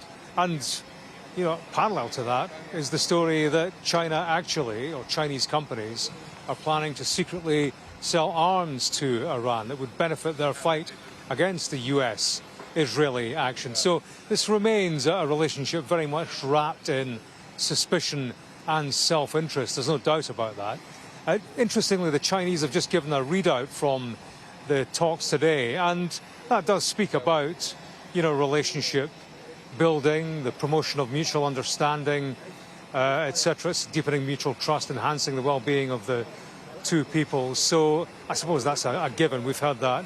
We heard it yesterday. I'm looking for any mention of Iran. The only thing I can find, and this is the Chinese version of what was discussed today, they say the two sides also exchanged views on some regional hotspots, full stop. So there you go, Leah. It doesn't give us any kind of detail on where this goes, but they are of a similar mind. Donald Trump wanted to leave here with some kind of resolution on Iran. He's desperate for that, of course, so he's taking as much of a win as he can, which is why I think we hear him talking about agreement and a mutual understanding of where that particular conflict goes. So that's that. His main takeaway, as far as the Chinese are concerned, is Taiwan. They want that to become part of China. They want Trump to help them. They want movement on his part to help them in that regard. How he plays that in the near future, that will be a measure of where the power and influence lies in this relationship. On trade, that was the other big one. Donald Trump says that fantastic trade deals have been done. Again, no detail on that beyond the Boeing deal. They'd been discussing the Chinese sale of 500 jets. The Chinese were going to buy 500. they're only going to buy 200. So that's not great. And if that's a measure of business success, you know, it's a bit of a hard landing, frankly. As he says that in front of Air Force One. James, appreciate that for now. We're keeping a close eye on that presidential jet. Donald Trump due to depart from Beijing in a couple of minutes' time. If we get to be here when wheels are up, we'll show you that picture of Donald Trump leaving Beijing, if we can bring it in live. But I think interesting what James was saying there, this sort of the diversion, the difference, the distance between what we're hearing from Washington and what we're hearing from Beijing about the way that this couple-of-day summit has gone. Yeah, I mean, both sides have so much to gain from this bromance, as we said at the top of the show. They seem quite chummy with each other, shaking hands. They're very happy waving at the kids who were waving those flags earlier in the week. Yeah, absolutely. And if you think back to Trump's first term, he did this trip back then, and then so much has happened in between that point. If we look at the trade tariffs and the standoff between the two nations there, it's a remarkable turnaround. And what this points to, I think, is that Donald Trump is a vibes politician.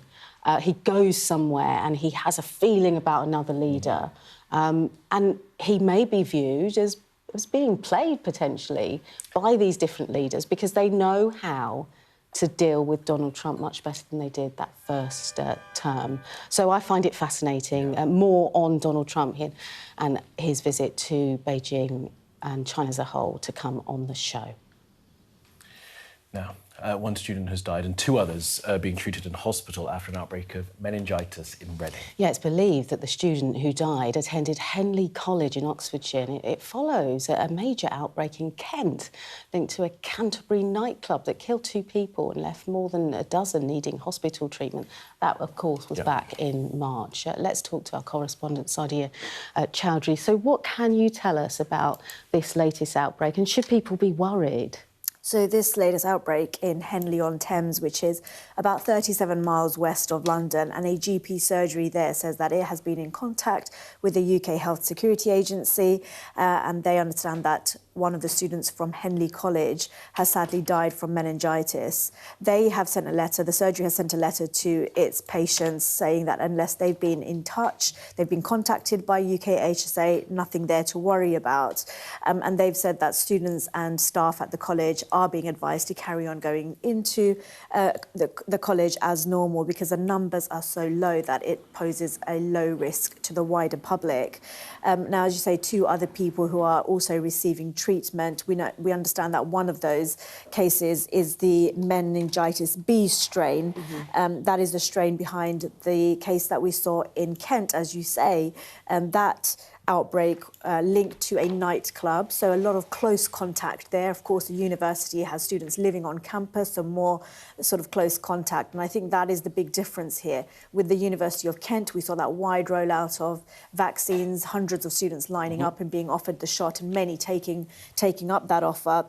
Here, the UK HSA is insisting that the risk to the wider public remains low. They say meningitis requires very close contact for spread. What we saw in the Kent case, of course, lots of close contact here. We're not seeing that, but they are saying that they're working closely with partners to provide precautionary antibiotics to those who are closely connected to the ones who are affected right now. But they say that that risk to the wider public, not like what we saw in Kent, the Kent case was extremely rare.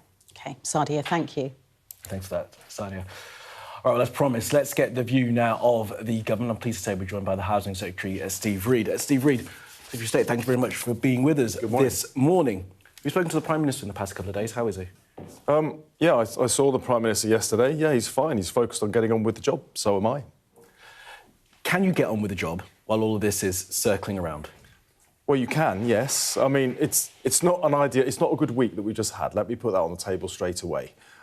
It reminds me of what went on under the Conservatives, and I think we need to draw that to a close as quickly as possible. But just yesterday, my department launched into Parliament the Social Housing Bill. That reforms right to buy so that councils can go ahead and build the council homes that we need in this country to solve the housing crisis. Last year, we built more council homes in this country than we built in any single year for 35 years. That is the kind of change we need to get on and deliver, because that is what the British public sent us here to do, not talk to ourselves. Oh, sure, I'll come on to that, because I've actually got some questions for you about your housing target, which is I don't think you're going to meet. We'll come on to that later. But I do. We'll come on to it later. Let's deal with the psychodrama that we're having to deal with because of what's happening with some of your MPs. Yeah. First of all, take us through the process that comes next now that your MP Josh Simons has decided he's going to step down.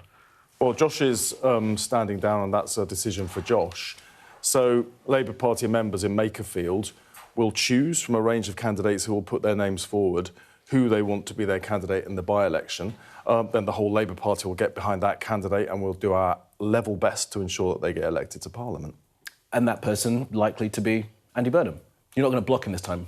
That's clear, right? Well, I don't have the power to block anybody, even if I wanted to. Even if I wanted to. Mm-hmm. But, you know, Andy's clearly expressed his interest in putting his name forward. It will be for the National Executive Committee is the governing body of the Labour Party. They decide if you're already got an elected position whether you would be allowed to stand or not, because obviously it would trigger a by-election for the Mayor of Greater Manchester. So that's where they take an interest. And the Prime Minister has made clear his judgment is that Andy should be allowed to go forward to be a candidate. Now, he hasn't said that he wants to run for leadership, but he did say in a tweet yesterday that much bigger change is needed at the national level. So if he does get back in, do you expect that there will be a leadership challenge coming? 92 of your MPs want Keir Starmer to step aside. Well, I actually agree with what Andy Burnham said there. We all know that there needs to be bigger change at a national level, because just over a week ago, we went through a set of very, very challenging local elections, and the results were dreadful. There's no masking that. We lost control of the council, where my constituency is as well, and failed to gain the other council. I cover 2 local authorities. So a lot of us are hurting because we saw good colleagues lose their seats. We know we need to change how we're getting our message across. We know we need to speed up the rate of change so that people feel it in their lives. But just yesterday, we saw in those economy figures our economy grew faster than any other of the 7 major economies on the planet. And because of that, next week, the Chancellor will stand up in the chamber of the House of Commons and announce additional financial and other support for families and businesses that are suffering right now. Why would we throw that away to copy and mimic the chaos we saw under the Conservatives? I don't believe we'll do that. No, I get that, but it doesn't necessarily follow that by replacing a really unpopular Prime Minister, that stuff is going to be thrown away. He is unpopular, you know that. I'm sure when you were out campaigning, you heard on the doorstep, I know you're friends with him, you heard on the doorstep how toxic he is, how much of a drag he is on the party. So I put the point to you that isn't it best, if you do want to be Reform UK in the next election, that you replace the man at the top? Well, the Prime Minister's unpopular, but each of the last 4 Prime Ministers, in turn, has been the most unpopular Prime Minister we've ever had. And what happens when you're the leader of the government at a time when the public are so angry with the state of our public services and the economy is it focuses down on that individual. So we can either copy the Tories. No. They doom-scrolled through leader after leader, 5, I think, in 8 years we went through Prime Ministers. It didn't help them one jot. What we need to do is all of us come together behind the Prime Minister and focus on how we can deliver the change the British public want to see faster. That's why we brought the social housing bill into Parliament yesterday, because I know we need to get those council homes built faster, not talk to each other, while homelessness continues to be a major crisis in this country. I mean, that's one way of seeing it. The other way of seeing it is replacing the man at the top and then getting a bounce going into the elections. But we saw the Tories try that. They did 5 different They didn't have the right person.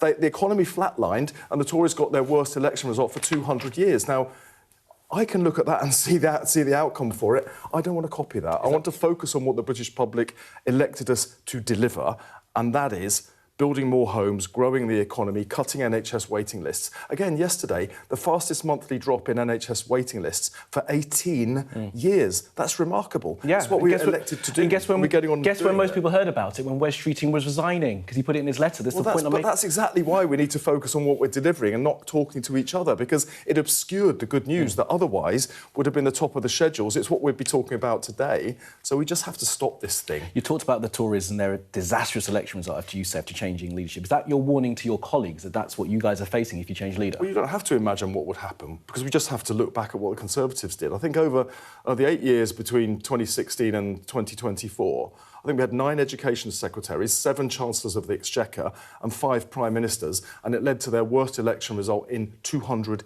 years. Last week we did badly. The Conservatives went further backward from that dreadful general election result.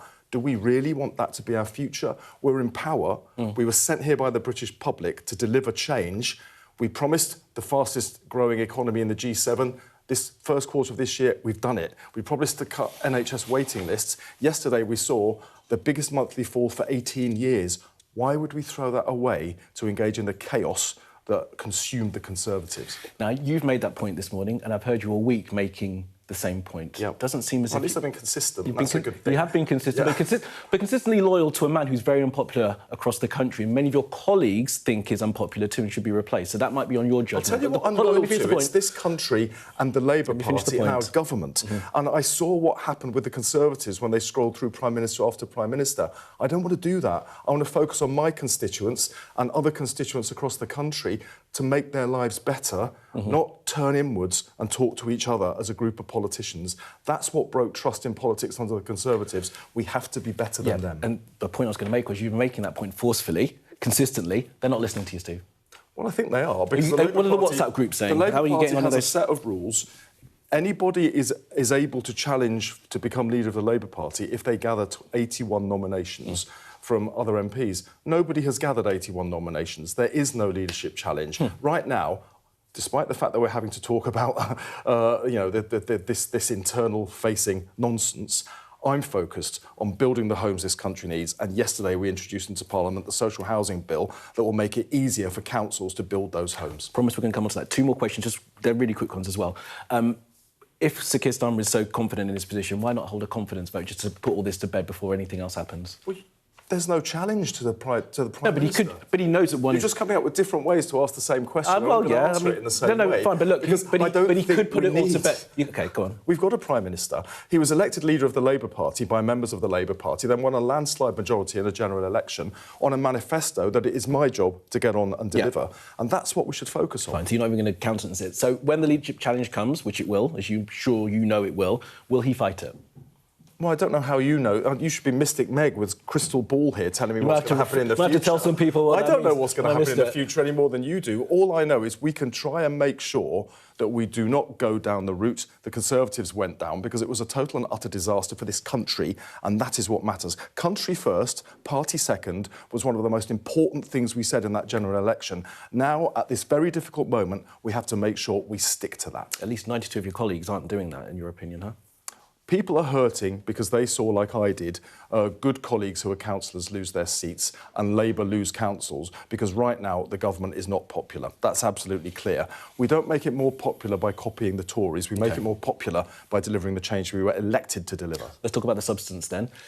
By estimates from the Office for Budget Responsibility and others, you are going to miss your house building target. Your house building target of 1.5 million homes by the end of this Parliament. You're short of that, and some people are thinking you might miss it by 500,000 homes. I'm pleased to hear you talk about the social housing, but how are you going to make sure you're building enough homes per year to meet that target that you set? Well, first of all, thank you for asking me questions about the things that actually matter to the British public. The OBR actually say we're going to have the fastest rate of new housing development for 40 years. What this government's done is one of the biggest barriers to housing was the planning rules we inherited when we came into power. We've changed those. We've changed the law. We've now speeded up the time it takes to get through planning and get those homes built. We've got a particular package in London where there's been an absolute freeze in house building for 3 years. We've got a stimulus package that the Mayor of London and I introduced, which is intended to get those stalled sites, those sites that already have planning permission but aren't being built out, to get them moving as well. There's been an impact because of what's happening in the Middle East on the cost of steel, on cement, on bricks. I'm looking with the Chancellor. This week I was speaking to the Chancellor about what further action we can take to lower the costs of building so we can get house building going.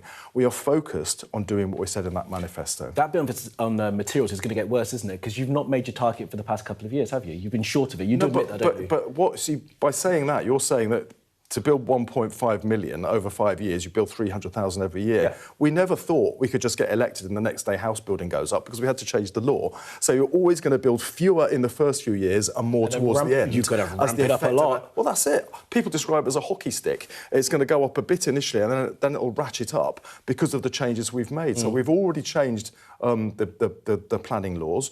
Those came into force earlier this year. The new changes that will be affecting other planning regulations, including in London and elsewhere, have only just finished their consultation. They're coming into force right now.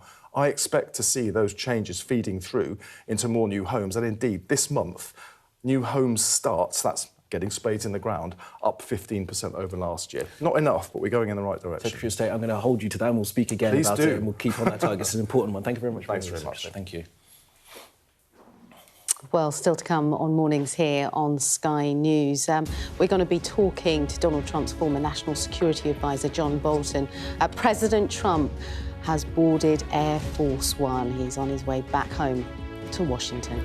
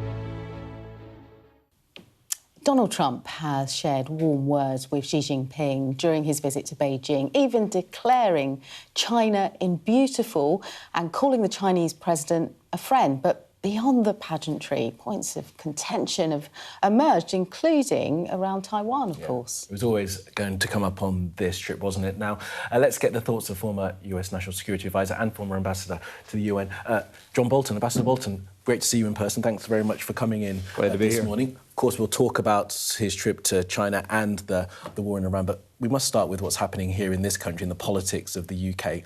You've been in country, I guess, a day or so now. What have you made of what's happened, and what do you think will happen with Keir Starmer going forward? Well, I think everything flows from the local elections that you just had, which were a disaster for the Labour Party, not great for Conservatives, but better than they thought, perhaps, and may show some signs of revival there. But I think opposition to Starmer within the Labour Party looks overwhelming at this point. I don't profess to be an expert on the Labour Party's internal rules, but I don't see how he survives. And I think the real question ought to be, what's best for stability in Britain. Whether politicians can think about that in the midst of their own ambitions is always a good question. But if a government is doomed in a parliamentary system, it seems to me the sooner it exits and the sooner the new prime minister takes over is better for the party and better for the country. But what have you made, Ambassador, in terms of how Keir Starmer has handled this period? Because I suppose every day he wakes up and he's still in office, that's a victory. Sure, each day looks like a victory that he's still there. But again, if there's some, I think you call them party grandees, who can say, look, it's better that we resolve this and that Keir Starmer would really add to his own reputation if he resigned. He's not going to win this contest. I don't know who will, but he's not. And to get out more quickly, if that's possible, or in a more orderly fashion, I think would benefit Labour, because Starmer's a target for all of the opposition parties, and as long as he's in charge of the front bench, they will focus on him to Labour's detriment. Ambassador, you're here in Europe and you're in other countries as well. Sort of zoom out for us. How does the UK look at this point with all these political sort of machinations and the psychodrama going on broadly as a nation, do you think? Well, I've heard commentary that this is very bad for Britain because it shows a government in turmoil, but, I mean, we have a government in turmoil too, so that's a reality of democratic life. And I think that it does add, though, to the argument that the sooner it's resolved, the better. Whatever the bond market thinks, certainty is always prized. So if it's correct that Starmer is certainly leaving, it's better to find out who will replace him. And we're going to move on to Donald Trump's visit to China, but just your reflections on the relationship between Donald Trump and Sir Keir Starmer and how it's played out. What have you made of that? Well, Donald Trump views state-to-state relations as almost totally embodied in the personal relationships between the heads of government. So if he has a good relationship with Xi Jinping or Keir Starmer, then U.S. relations with that government are good. I would never dispute the importance of personal relations in international affairs, but that's not how Xi Jinping or Vladimir Putin or Kim Jong-un see things. I think Starmer did very well in the early days of the Trump administration. I wouldn't have predicted it, but I do give him credit. I think he was able to sustain the personal relationship that suffered in recent months. I think the visit by King Charles was tonic for Trump, and that's always good for the relationship. But I also think it's important that everybody understand the U.S.-UK relationship is much more than the leaders. This is the deepest relationship that we have with anybody, really, in a geopolitical sense. So that relationship endures whether the top two people are exchanging niceties or barbs at each other. We've neatly moved us on to the topic of the day then, for you at least, Ambassador Bolton, and Donald Trump's visits to China. Broad thoughts, how has it gone, do you think, from what we've been told? Well, I think Trump wanted a successful visit for his own domestic reasons. I think he has that. The pageantry was suitable. All that part went well. On substance, it's close to zero, and in some cases less than expected. On the hottest topic, which is Taiwan, we have readouts from the Chinese side. We have very little from the American side. The most that's been said, which I think is helpful, from Secretary of State Marco Rubio, is that we always talk to China about Taiwan. They say what they think, and we say what we think, and then we move on to something else. If that's what happened, I'm delighted, because it means there's no concession by the U.S. on arms sales to Taiwan, which have very broad bipartisan support in Congress, a rarity these days. Nor, apparently, was there any political concession on the status of Taiwan. On that strategic ambiguity. Exactly. And it's a very complex area, and I think the Chinese were hoping that Trump would make a comment that undercut Taiwan's status. Does not appear that that's happened. I mean, subject to further review. So on that subject, I think it's okay. I think there were some trade deals announced. That's great. But these visits don't produce the trade deals. The trade deals are fit in so we can say, here we have achievements. There was talk about the bilateral tariff relationships and things like that. Not a lot of news, but no deterioration. So on balance, from Trump's point of view, he'll declare it a great success. It's better than fighting with each other. That's for sure. But I don't see much changed on Iran. Apparently, sure, they all agree they don't want Iran to have nuclear weapons, but it's how you get there that's the issue. And I don't think I saw any change on that point. Yeah, I know you've supported you know, strikes on Iran and the move for Trump to do that. But you have criticised the ceasefire. Help me understand that a bit more.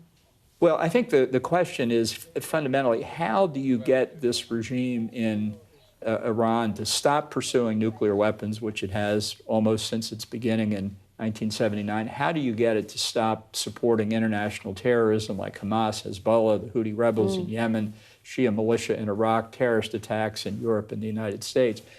And I think the ideological nature of the regime makes it impossible for them to negotiate on those points because they're so fundamental to the regime itself. So my view for decades has been that the only way to peace and stability in the Middle East is a government in Iran that's responsive to its people, not to the Ayatollahs. I don't know that that's Trump's objective. I don't know what his objective has been. It's shifted over the months. But clearly the current situation is unacceptable. The regime is still there. It has closed the Strait of Hormuz. And its nuclear program, what's left of it, remains in place. Ambassador Bolton, surely the US will have learned from regime change wars that haven't gone well in other parts of the Middle East. On Iran and its nuclear program, there was a fatwa put in by the Ayatollah said that they weren't going to seek a nuclear weapon, and in the 2015 nuclear agreement, they weren't enriching uranium to anywhere near the levels they are now. So that is disputed. On the Strait of Hormuz, and as you said, you have advocated for this.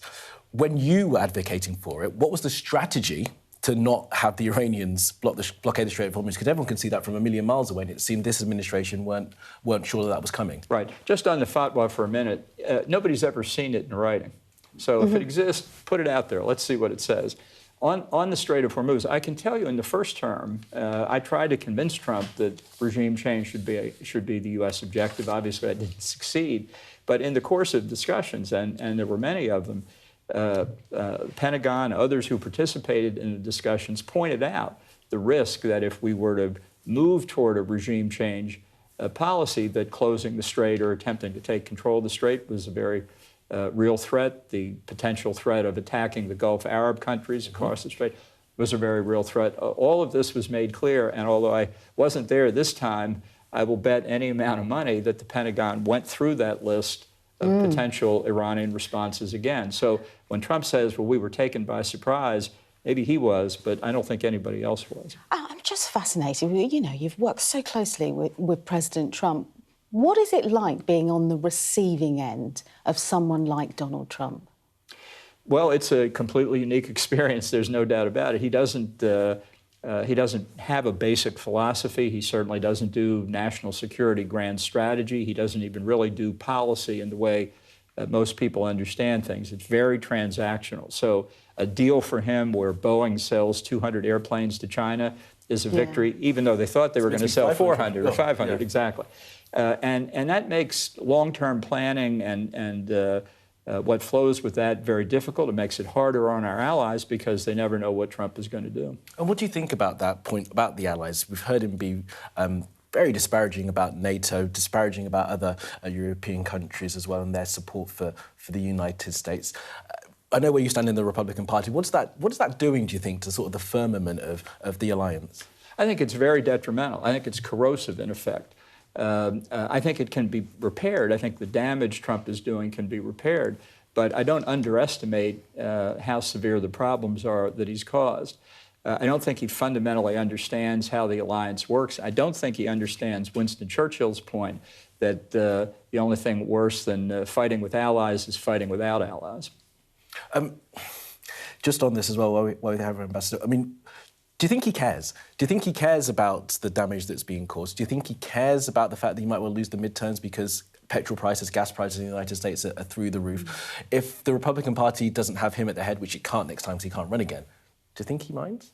Well, I think he's very worried about the midterm elections. He fears correctly that if the Democrats take control of the House, they will conduct one hearing after another, which could cut through, particularly on things like personal corruption allegations. So he doesn't want that to happen. That's why he's in a jam over Iran. He would like a deal, but he knows if he accepts a very bad deal, that'll be even more detrimental than the current situation. Okay. Ambassador, thank you. Great to talk. Thanks, Ambassador Baldwin. Thanks for having me. Good morning to you. Thank you. Now, Andy Burnham has confirmed he will stand in a by-election in Makerfield after MP Josh Simons says he'll step down. It comes as another possible leadership contender. Wes Streeting resigned from his post as Health Secretary yesterday. Should we take a look at how popular these figures are within the Labour Party? Let's do just that. 57% of party members believe there should be a change of leader. 53% say they would support the Prime Minister, compared to 23% who say they would support Wes Streeting. However, Starmer would face defeat against Greater Manchester Mayor Andy Burnham if he were able to stand in the leadership contest, with Burnham securing just shy of 2/3 of support from Labour members polled. Well, joining us now is editor of Labour List, Emma Burnell. Thanks so much for joining us, Emma. I just want to start this morning with trying to get a sense from you about the mood within the Labour Party, from what you're hearing, and the prospects of Keir Starmer.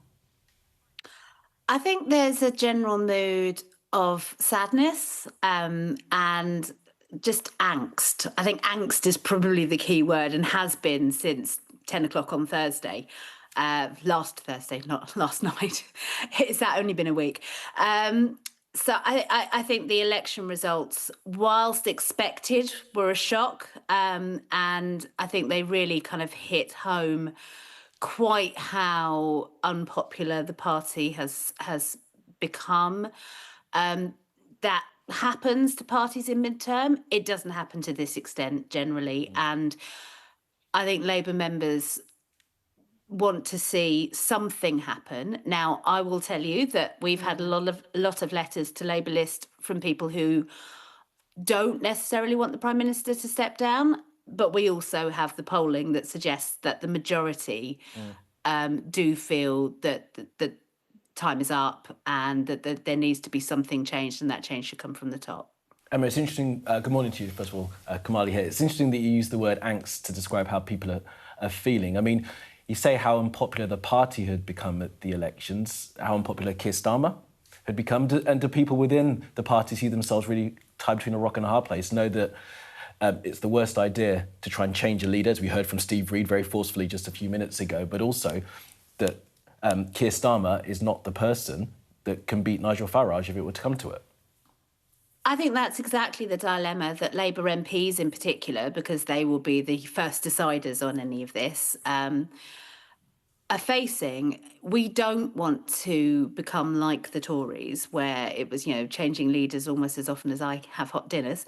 But we also, there is a sense that things have gone wrong. When you read the resignation letters from key ministers, Jess Phillips and Wes Streeting, they're quite brutal about the failings and the sense that they don't feel that Starmer is the person who can turn that around. Whether the Prime Minister can convince people otherwise, that's an open question. But it seems to be an ever increasingly closing question, and something would need to happen quickly.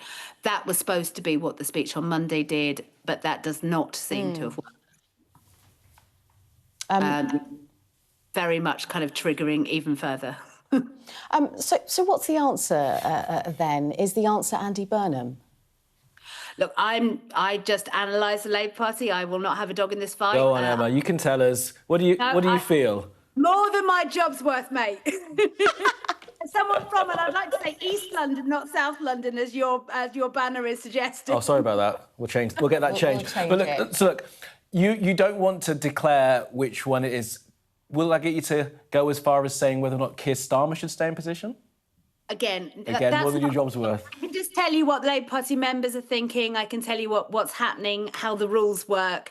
But it would be wrong of me as the editor of a site that supports the party as a whole and is non-factional to take a position on that. Sure. No, we appreciate that, Emma. But what this does speak to is internal fighting, rivalries, plotting. This isn't a good look, is it, for the public? No, I think that's perfectly fair. I think there are two lines of thought. The first is that, this is chaotic. And that's not what people wanted when they elected this government. They wanted, one of the things that change stood for was a change from the Tory chaos that we had. And therefore, this should all go back in its box. Now, that is very, very, very hard to do. So the other argument is, yes, it's chaotic, but let's have this moment now, get it done, and then move forward. But that's what's interesting, though, isn't it? Because polling is suggesting that Keir Starmer isn't popular. You want a new leader to replace that, but no one can get behind one clear person. Look, politics is all about choices, right? So you are going to have people who, quite rightly, have ambition and feel that their vision is the right vision for the country. That, for quite a long time, sort of happens behind the scenes, and it's, whispers in corridor, oh, I think I could do this better. Actually, what's happened in the last week is that conversation's burst into the open. And now, whether or not whoever it is that goes on to lead Labour, they are going to have to make a case, whether that's Keir Starmer making a case to stay and what his vision will be for the future, or whether that's one of his challengers whose vision is more acceptable to the party members as a whole. That remains to be seen. But that conversation about what it is that Labour is going to do is what's happening. All right, Emma, for now, thanks so much to talk to us this morning. Appreciate it. Thanks, Emma. Oh, stay with us, of course. We're going to have all the very latest on the comings and goings on. Number 10, as the pressure continues on the Prime Minister, including this. And there is the new Health Secretary, James Murray, making his way into number 10 to speak to his boss. Stay with us.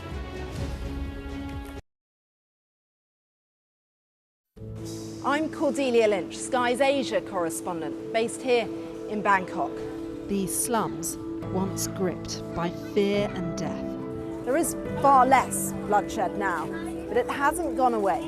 Who's asking you to kill? The police will give me the orders, and after I kill the target, I throw the gun away. We try our best to uncover and unpick a fast-changing and deeply complex region. These large waterways provided an excellent source of body disposal. This is the Buriganga River, where victims who'd allegedly been shot dead were dumped. Sheikh Hasina, how confident are you that she will stand trial? She will stand trial, there's no doubt about that. We're going to take you to the very heart of a criminal network, going undercover inside Southeast Asia's scam centres for the very first time. We won't have any problems with police, it's okay. Just seen Imran Khan leave, and as we understand it, he's just been shot in the leg. They have decided that the only way they'll allow elections is if I'm inside jail or killed. Sky News get the full story first. Chinese vessels start encircling the boat we're on, blocking its path. The Chinese are now deploying water cannons, firing it directly towards our boat. We've discovered doctors across Delhi dishing out pills like this, claiming they will provide a lifelong cure for homosexuality. Rohingya people fleeing an escalating civil war. The situation here in Cox's is desperate. An already insecure place does feel a lot more precarious. Well, hello, and thank you for watching tonight on The Wrap. We will be joined by the very best commentators to explain the how and the why. He did know what he was doing. Both agree on that, can we? No. No. Can expect more analysis. This is going to get deeper. I think it's going to end up with Russia. Is war inevitable? What he's interested in is a deal. That doesn't rule out strikes. I disagree. And laughs along the way. Plus, a look at tomorrow's headlines. The Wrap. Everything wrapped up for you from 10. What's the best thing about being a Sky News presenter? Perfect. Let's bring you some breaking news. Being a Sky News presenter. I began by asking, Thank you so much. trusting us to tell her story. The battle for number 10. Sky News has been given exclusive access. Let me give you a sneak peek. It was the day those present would never forget. Why did you decide to to open up and tell your story. Let's return to our top story, the Labour Party and Sir Keir Starmer in this leadership crisis mode. Let's go live to Downing Street. Our political correspondent, Ali Fortescue, is there. And we just saw, Ali, just a few moments ago, the new Health Secretary, James Murray, walking to that famous door at number 10. Yes, that job, Health Secretary, a seat at the Cabinet table, has been filled by James Murray, who was a former Chief Secretary to the Treasury. I would describe him as a kind of long-standing, loyal foot soldier. Perhaps not the most eye-catching appointment. You know, there were rumours that they were talking to people like Angela Rayner. I haven't confirmed that, but, you know, it's not something that's going to break the news, but he is seen as a loyal, safe pair of hands. So he's in that job. Lucy Rigby is now in his job. So, you know, I think it's important to stress we're not at the stage we were at with Boris Johnson's government, where ministers and cabinet ministers resigning at such a pace that you can't fill their jobs. We're not seeing the government unable to operate in that sense.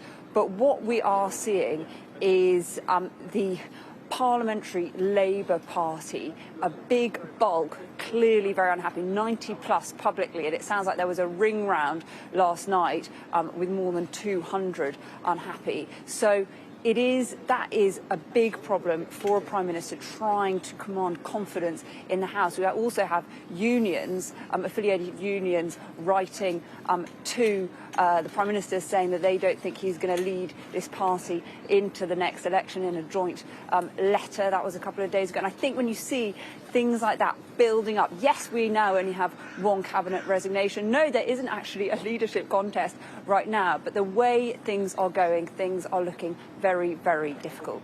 Yeah, indeed. All right, Ali, for now, on Downing Street, thank you very much for that. And as Ali said there, look, it is looking very, very difficult. We heard a very forceful defence of the Prime Minister from the Home Secretary, Steve Reid.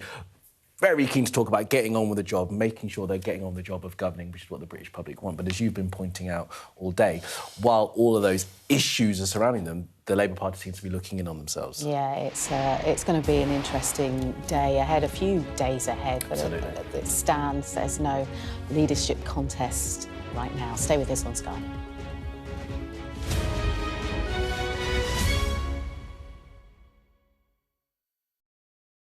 I urge you not to look away. If Hamas hands the hostages over, they will end this conflict. The world has been watching. Good to see you again. How are you? Did she say how he was? The conditions are awful. The jets were ordered to come back. Historic day here today. How will you respond if India does launch airstrikes? They will be all out to war. I'm just going to put some body armour on. I'm Yalda Hakim.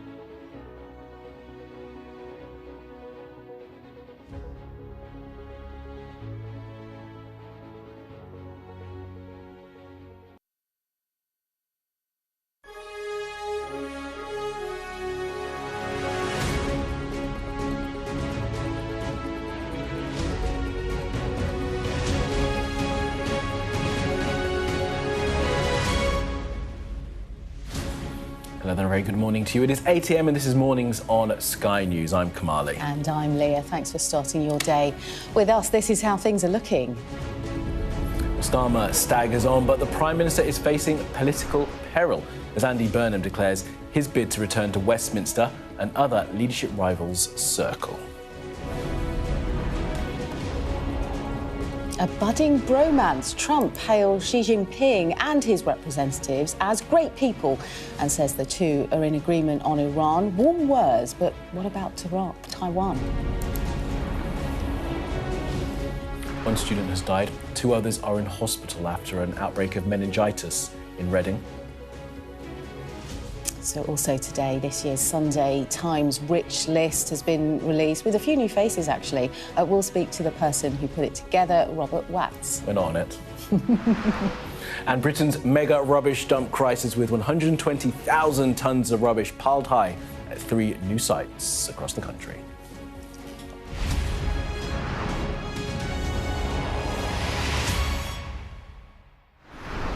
Hello, morning everyone. Great to have your company here. Well, it's been a very long week of Westminster psychodrama, hasn't it? Sir Keir Starmer had hoped to shore up his position after Labour's disastrous election results. Instead, he's seen his Health Secretary, Wes Streeting, and 4 other ministers resign. Andy Burnham, dubbed the King of the North by his supporters, has declared his intention to return to Westminster. Yeah, now with more than 90 of the PM's own MPs calling for him to go, he's teetering on the brink of a leadership contest, but for now remains in Downing Street. Now, does Wes Streeting have the numbers and does Andy Burnham have the time to secure a seat for either to unseat the Prime Minister? And they're not the only ones, actually. A line of potential replacements is already forming. A short time ago, we saw the new Health Secretary, James Murray, arriving at Downing Street. Let's just take a look at that. Are you going to have the same boss for your entire tenure, Health Secretary? Good morning. Has the Prime Minister's authority gone, Mr. Murray? Well, earlier we heard from the Housing Secretary Steve Reid, who insisted, despite everything, there is currently no challenge to the PM. We've got a Prime Minister. He was elected leader of the Labour Party by members of the Labour Party, then won a landslide majority in a general election on a manifesto that it is my job to get on and deliver. Yeah. And that's what we should focus on. Fine, so you're not even going to countenance it. So when the leadership challenge comes, which it will, as you're sure you know it will he fight it?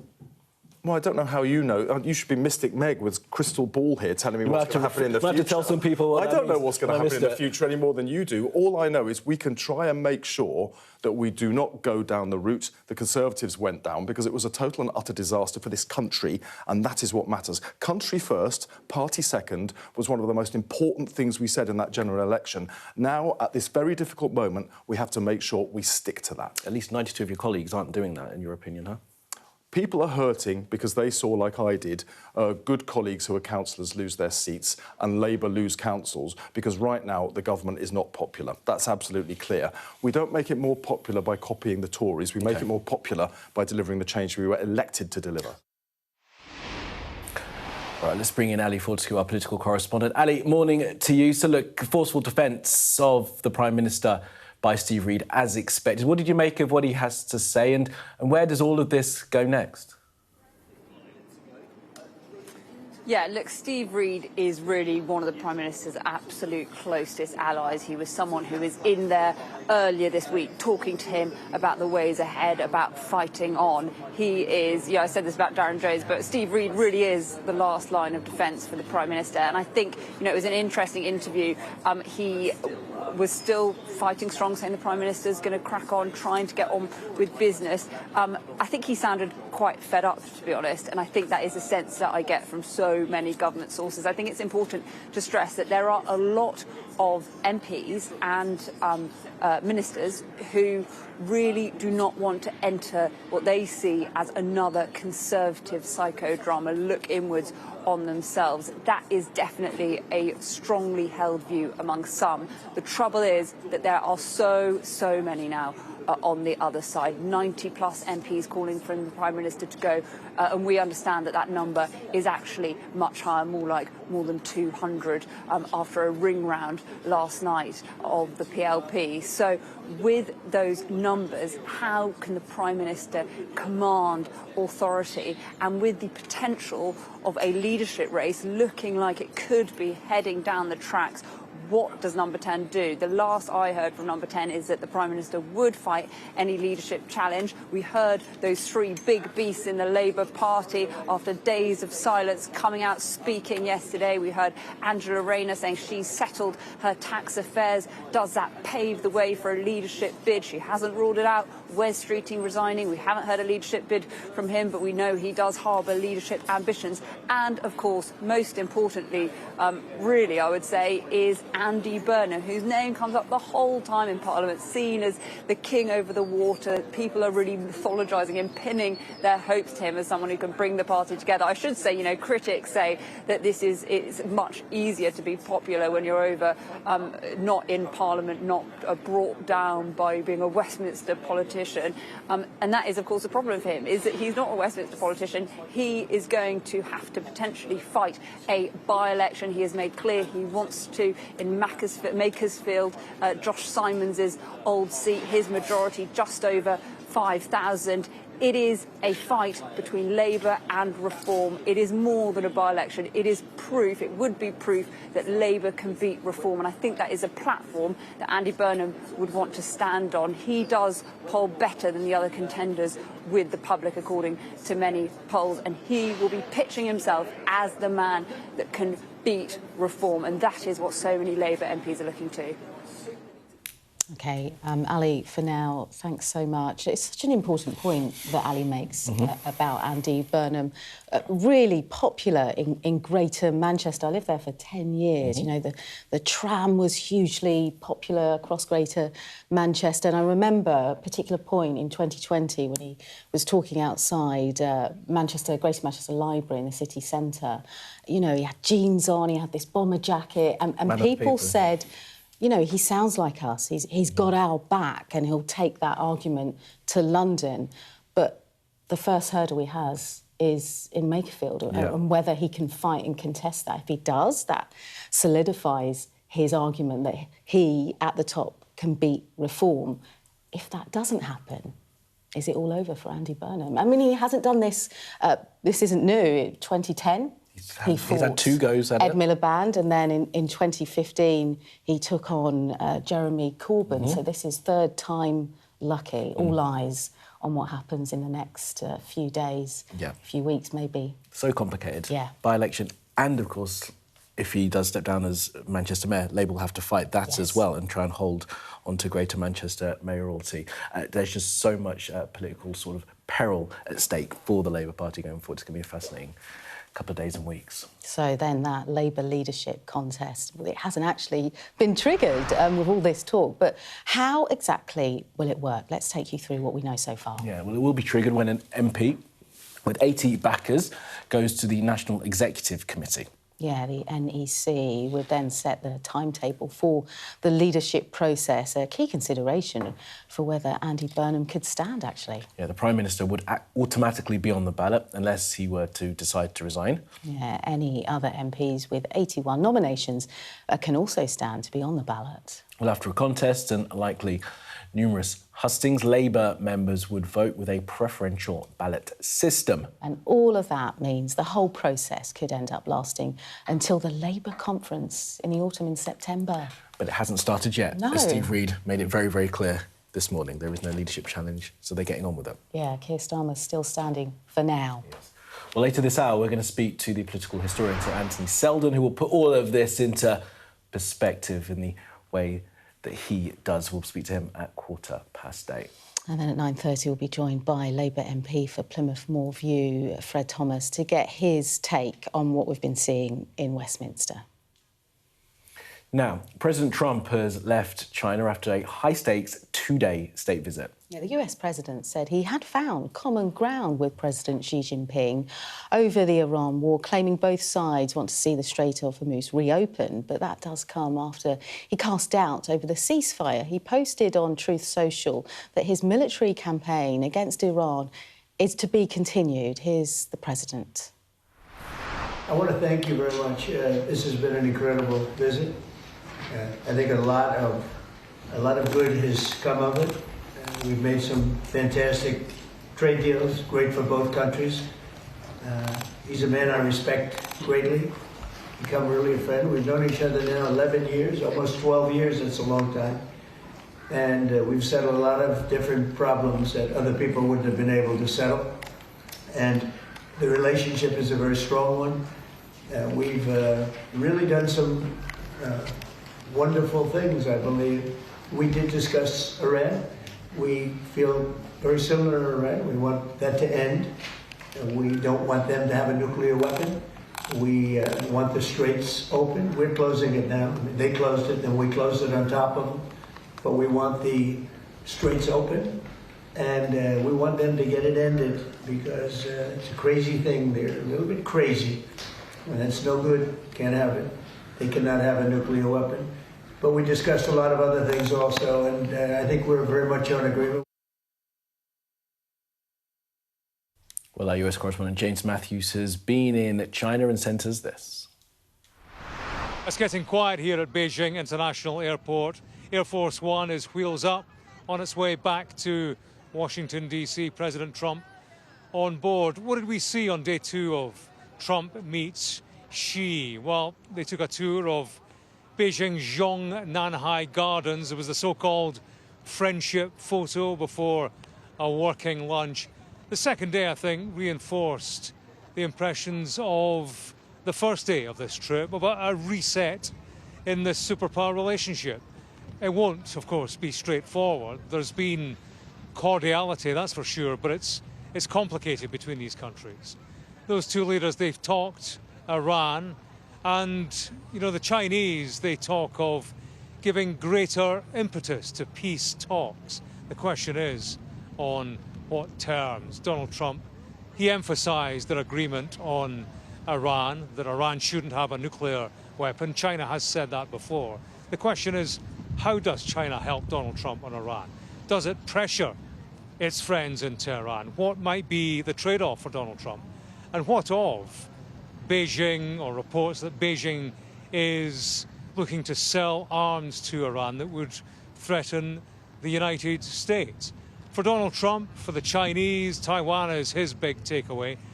That is how President Xi sees it. That's how he made it clear to Donald Trump face to face, warning of potential clashes and conflict if it didn't go well, and made it clear he wanted to see it progress on his term. President Xi, of course, thinks Taiwan belongs to China. How Donald Trump plays that issue will be a measure of where the power and influence lies in this relationship. The immediate success of this business trip would appear to be business itself. Trump indicated that both countries have moved closer on trade. It's clearly an early assessment, which doesn't necessarily fly in a deal struck with Boeing, the aircraft manufacturer. China had discussed with America buying 500 Boeing jets. It struck a deal ultimately for just 200. Boeing shares fell on the news. So it's clear the US-China relationship is a turbulent one. That hasn't changed on the basis of this two-day trip. James Matthews reporting there. It's so interesting. World leaders like Xi Jinping have had quite a while to study Trump and the psychology Work him around. out, see what he likes, yeah. Yeah, what works well. And then you look to Russia and Vladimir Putin and how they work in a dynamic with President Trump. Because I've said before, he's very much, Donald Trump, a politician that works on how another leader makes him feel. And he will be viewing this as a success, despite a lot of what James has just reported there. But he heads back to Washington with rising inflation at the petrol pumps, or the gas pumps that they call it out there. You know, it's a huge cost to ordinary Americans, and the real test to Donald Trump will be those midterms in November. Yeah, we'll see how well he does with that. And it's interesting, he will go back thinking he has had a successful trip, as we heard from Ambassador Bolton just a little while ago, but in his assessment, he's come back with nearly nothing. And you're right about that sort of transactional nature, Donald Trump, suggesting that he's getting on very well with President Xi, but I think you're right to point out that President Xi will have thought that he has got Donald Trump's number and will be extracting as much from the relationship as possible without it being perhaps in the best interests of the United States. Yeah, it's been interesting to see the pomp and pageantry there. We're going to move on now, and closer to home, actually, one student has died and 2 others are being treated in hospital after an outbreak of meningitis in Reading. Yeah, it's believed the student who died had attended Henley College in Oxfordshire. And, of course, this follows a major outbreak in Kent linked to a nightclub in Canterbury that left 2 people dead and dozens needing treatment in hospital back in March. Let's bring in our correspondent, Sadia Chowdhury. He's covering this for us this morning. Morning to you, Sadia. So what more do we know about this outbreak? Good morning. So nowhere near Kent. This is Henley-on-Thames, which is about 37 miles west of London. It is not connected to the Kent case, but we're getting the details from a doctor's surgery there, which is saying that it has been in touch with the UK Health Security Agency following the death of a student at Henley College.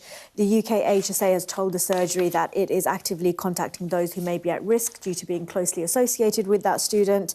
But the surgery has told its patients that unless they've been contacted by the UK HSA, then currently they don't need any treatment. Students and staff are being advised to attend college as usual. The number of cases very low, so currently no plans for an emergency vaccine rollout like we saw in the Kent case, which happened in March. And as you say, 2 other cases that are currently receiving appropriate treatment. One of those cases confirmed to be the meningitis B strain, which is the strain that we saw in Kent. The Kent case is completely different. It was closely linked to a nightclub, an outbreak from a nightclub. Of course, a university where students live on campus, lots of people in close proximity to one another. And those pictures that we're showing you from Kent, from the Kent University, where they rolled out, the NHS rolled out this emergency vaccine programme, and we saw hundreds of students lining up and being offered that shot, many of them taking up that offer. This UK HSA, very keen to stress, is nothing like that. The Kent case was very rare. This, they say, posing a very low risk to the wider public. OK, Sadia, thank you so Sadia. much. Cheers. Well, as promised, let's try and put what we've seen in Westminster for the past week or so, week and a bit, into some kind of context. I'm very pleased to say we can speak now to the political historian, Sir Anthony Seldon. Sir Anthony, morning to you. Thank you morning. Thank you so much for being here. So go on, put it into some context what we've seen since the local elections. I think we spoke just before the local elections. We did. And we kind of predicted that this was going to be happening. I mean, this is, to get it in perspective, we're back in the 1970s, and maybe, which, by the way, before you were both born, but, by the way, it was really bad. And it was bad because it was both a financial, a political and an economic crisis coinciding. And we haven't seen the worst of it yet. And so will Andy Burnham be able to stand? The earliest by-election will be the 18th of June. There's going to be a G7, a massive international event, earlier that week in France. The whole cameras of the world, the eyes of the world will be on political mayhem in Britain. And then the earliest possible new Prime Minister in the autumn, September. That's a long period of disruption. The bond markets are going haywire with predictions. I mean, this should not be happening. So the perspective. It used to be the case that if a Prime Minister won a landslide, this is the second biggest landslide in Labour Party's history that Keir Starmer won less than 2 years ago. Now, back in the distant past of 5 and more years ago, you win a landslide, this means that you've got 5 years in power. Less than 2 years later, it appears he's toast. But, and not according to Steve Reed, but likely, who knows? I mean, nobody knows, but it's unlikely, let's say, that a Prime Minister can fight their way back from this far, having lost so much of your support. and with credibility. I mean, he can maybe stay on in Downing Street, but not with authority. So is there any historical precedent for a PM surviving this? And what we're talking about is a cabinet minister resigning, an MP deciding to step aside for another candidate, and then 57% of members wanting change, and then for that Prime Minister to then go on and win the next election. Anywhere in history? No. There's been nothing like this. I mean, there have been similarities. Theresa May had lost a lot of her support. She was clinging on because there was no clarity about the successor. And then Boris Johnson, again, lost massive amounts of ministers. But, you know, it's not a good look. In this country, with industry, the markets abroad, if the only reason a Prime Minister is staying on is that the party can't agree on who should take their place, I mean, that doesn't give you authority. It gives you tenure. You can still sleep, you know, camp in Downing Street, but not with power. So we are in a power vacuum. And nature abhors a vacuum, and so does politics. And it's not good for the country. It's really bad to be in a predicament of financial insecurity, economic insecurity, no growth effectively for 20 years. So this is what I think. I think that if Burnham or Streeting or Rayner or Ed Miliband comes in and thinks that they can do it in exactly the same way that Keir Starmer thought that he could do it 2 years ago, I'll be back in these studios 6 months later and we'll be talking about the successor to Starmer. There has to be a totally different approach. And you've got to bring back, as I've said before, the people who actually have credibility with the markets, credibility with industry, people who know how to secure growth.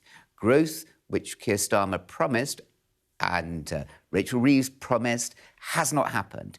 It will be growth that gives you the money to do the things that this country needs to do to get it back on its feet again. So who should you bring back? Well, I've talked about this before. I mean, Gordon Brown, he's brought back in some context. He's a man with enormous credibility. I think David Miliband, I would bring Tony back. Even Tony Blair as Foreign Secretary, or Keir Starmer, put him in as Foreign Secretary. He has credibility on the world stage. He knows all the big players on the world. Only if you bring back your A-team will we get through this crisis. And failing that, I think we're going to be into a coalition, because when Britain has really been in trouble in the past, in the 1930s, a national government brought all sides together, and we are facing, you know, people are playing at politics. This is not a game. We are playing with people's lives, business livelihoods, the credibility of the country. We are in a very serious position. We have to pool together. We have to bring our A-team together, either within Labour or cross-party, and get us through this. The defence of the government and the Prime Minister, as we heard from Steve Reed, and I'll make now as well, is that following what had happened before by replacing him is exactly the worst thing you can possibly do. Isn't it better when the markets prefer? Because the markets have not sort of reacted as badly as they perhaps could have done to this. They're kind of happy with the way that Rachel Reeves and those fiscal rules are playing out, so far as they can be with a Labour government. So they must stay the course. They must keep this person in power, because otherwise the alternative to that, as Steve Reed pointed out, is electoral oblivion. So you don't do the same thing. You stick the course. So, OK. The only way that this would work would be if Keir Starmer stayed but brought in Burnham, gave Rayner a senior position, found something for Streeting, brought back some of these players who really knew how to do it. Milburn is another a figure. There's some extraordinarily effective women who have made Labour very effective in the past, a whole range you could bring back. Harriet Harman is back. Harriet Harman is back. There are more. I think his only credibility will be if he brings back those people. Now, a lot of people laughed at this when I suggested it. I think they're wrong. I think that we're now at such a predicament in the country that only by bringing back the heavyweights, the A-team, can Starmer stay.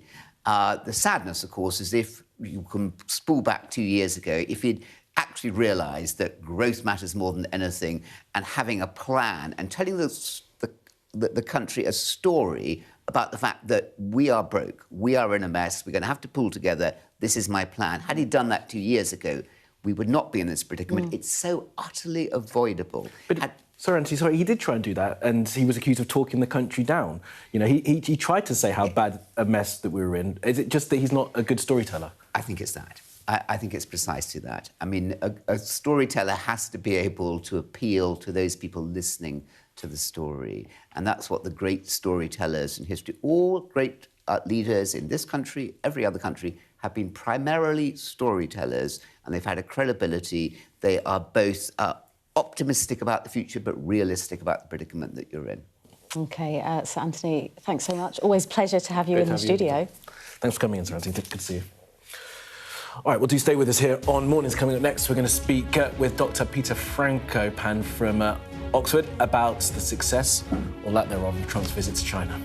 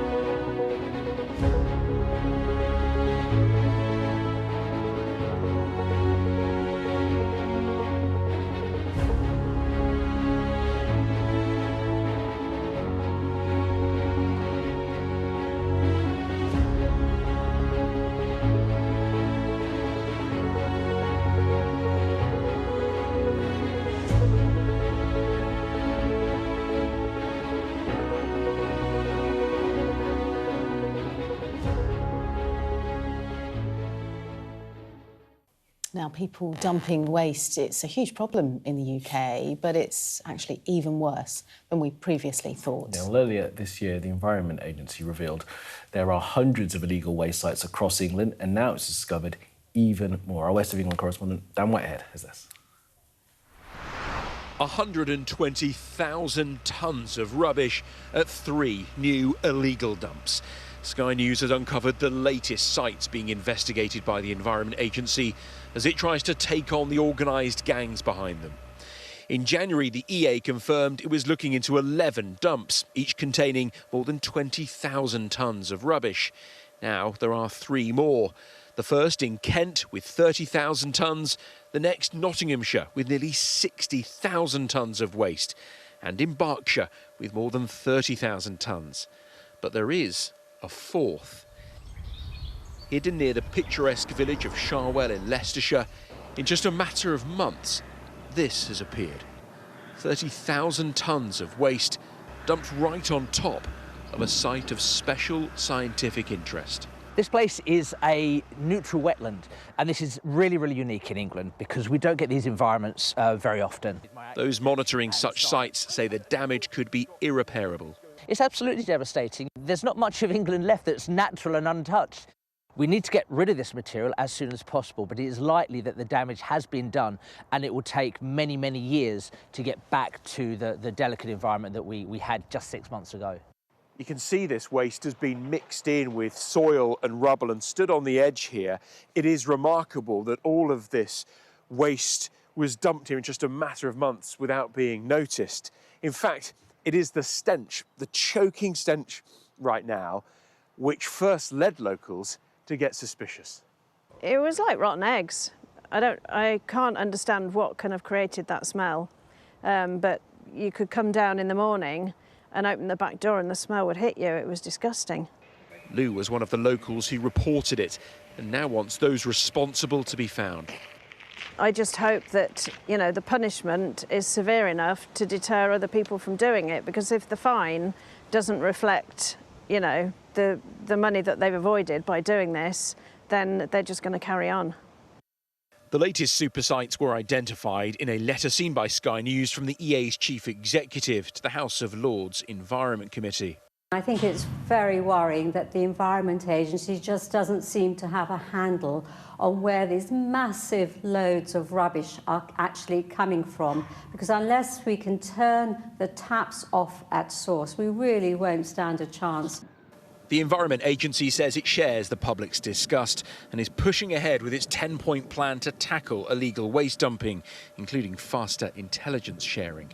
But this is a lucrative crime with millions of pounds avoided in landfill tax. Once one field is full, the criminals simply move on to the next. Dan Whitehead, Sky News, in Cherwell, Leicestershire.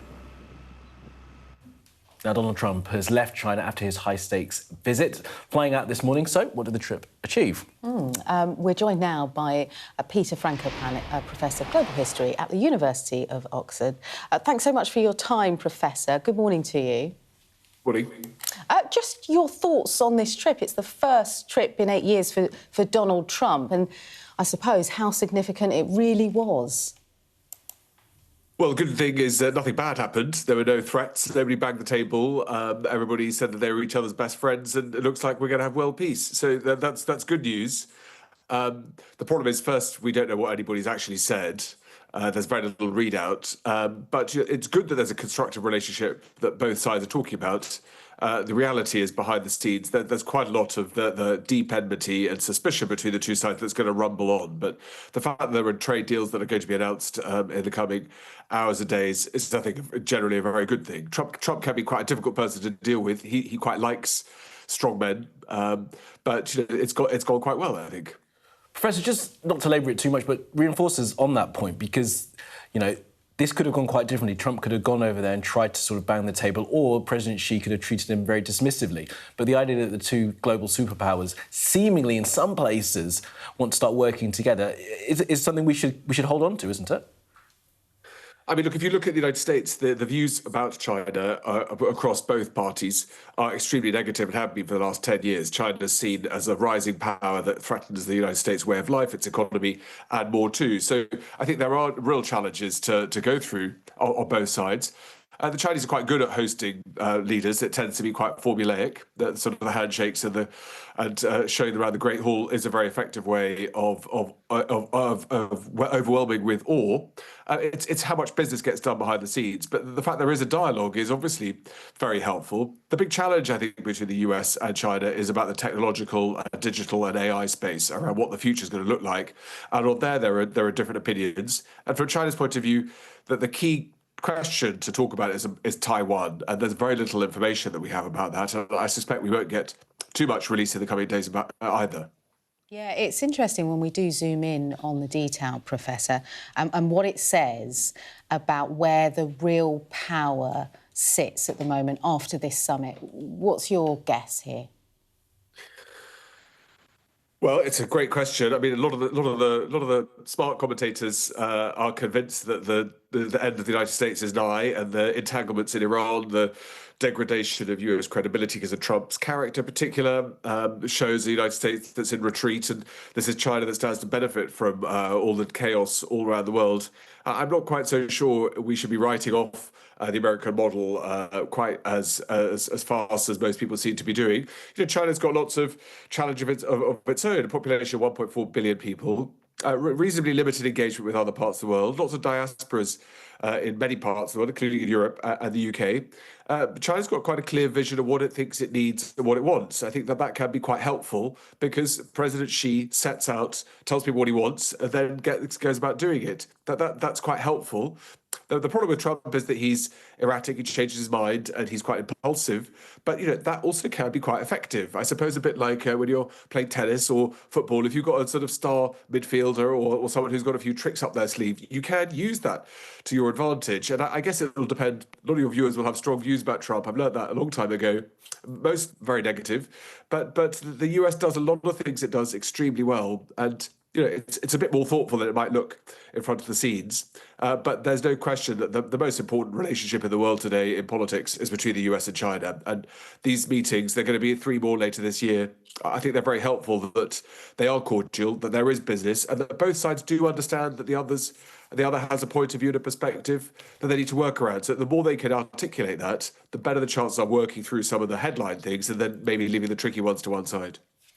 And just on one of those slightly tricky things then, let's delve into a bit of the detail. There's a lot of talk around chips and the chips that are made by NVIDIA that amazingly are made in Taiwan by TSMC. What have we learnt about China's access to those chips? I know that the Chinese want them, the Trump administration, the US has stopped them having them. Are we any closer to there being any kind of agreement on all of that? Well, you've got good sharp eyes on that one. I mean, Jensen Huang, the boss of NVIDIA, wasn't going to go to Beijing. He managed to hitch a ride literally as Air Force One was on the way. So the fact he turned up is itself significant. I mean, look, some of those issues around who controls the future are about the hardware and the kit and where it gets produced and who has access to it. Just as a kind of anecdote, as the delegation left on Air Force One, every single thing that had been given to any member of the US delegation was taken off them and chucked in the bin at the steps of Air Force One, right? Every single pin, all the burner phones, all the pens, all the papers, anything that was handed. When Trump and Xi had a glass of water yesterday, Trump's glass was brought to him by an American official who took his glass away from him to make sure that the Chinese didn't get his fingerprints and his DNA.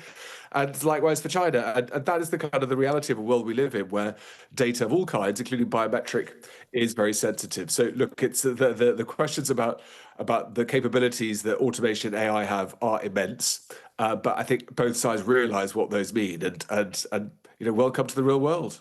It's so interesting, isn't it? Because all the rhetoric that we've heard from President Trump, it's pointing to a budding bromance. History tells us that doesn't last very long, Professor. How long do you think this trip will stay in the forefront of President Trump's mind? How long do you think he'll look at China as great people, as he said?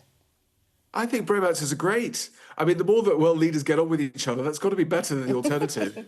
I mean, Trump doesn't do bromance easily. I mean, look how he has treated our own beloved Keir Starmer and President Macron and Zelensky. The fact that he sort of stands to attention and takes Xi seriously tells you a lot about Trump's character. There's no question about that. He respects people who stand up to him and have thought through how they can inflict pain. And so China worked that out when Trump became president, started slapping tariffs on everybody.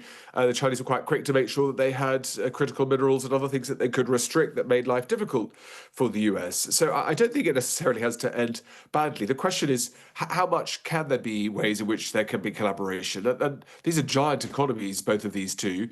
The US gets a lot of benefit from having a good working relationship with China, but Trump's view of the world is that the more things that get made in China, the richer that makes Chinese factory owners and people who work in factories, and the worse it is for US businesses. The problem is that if you get goods made in China, they're going to be cheaper than if they're made in Nebraska or Colorado or wherever else it might be. So that trade balance has to be fixed. But I think both sides understand that. The question is what comes next. But that very much lasts as long as it suits both sides to talk things through. But that's, I think, not a bad place to be right now.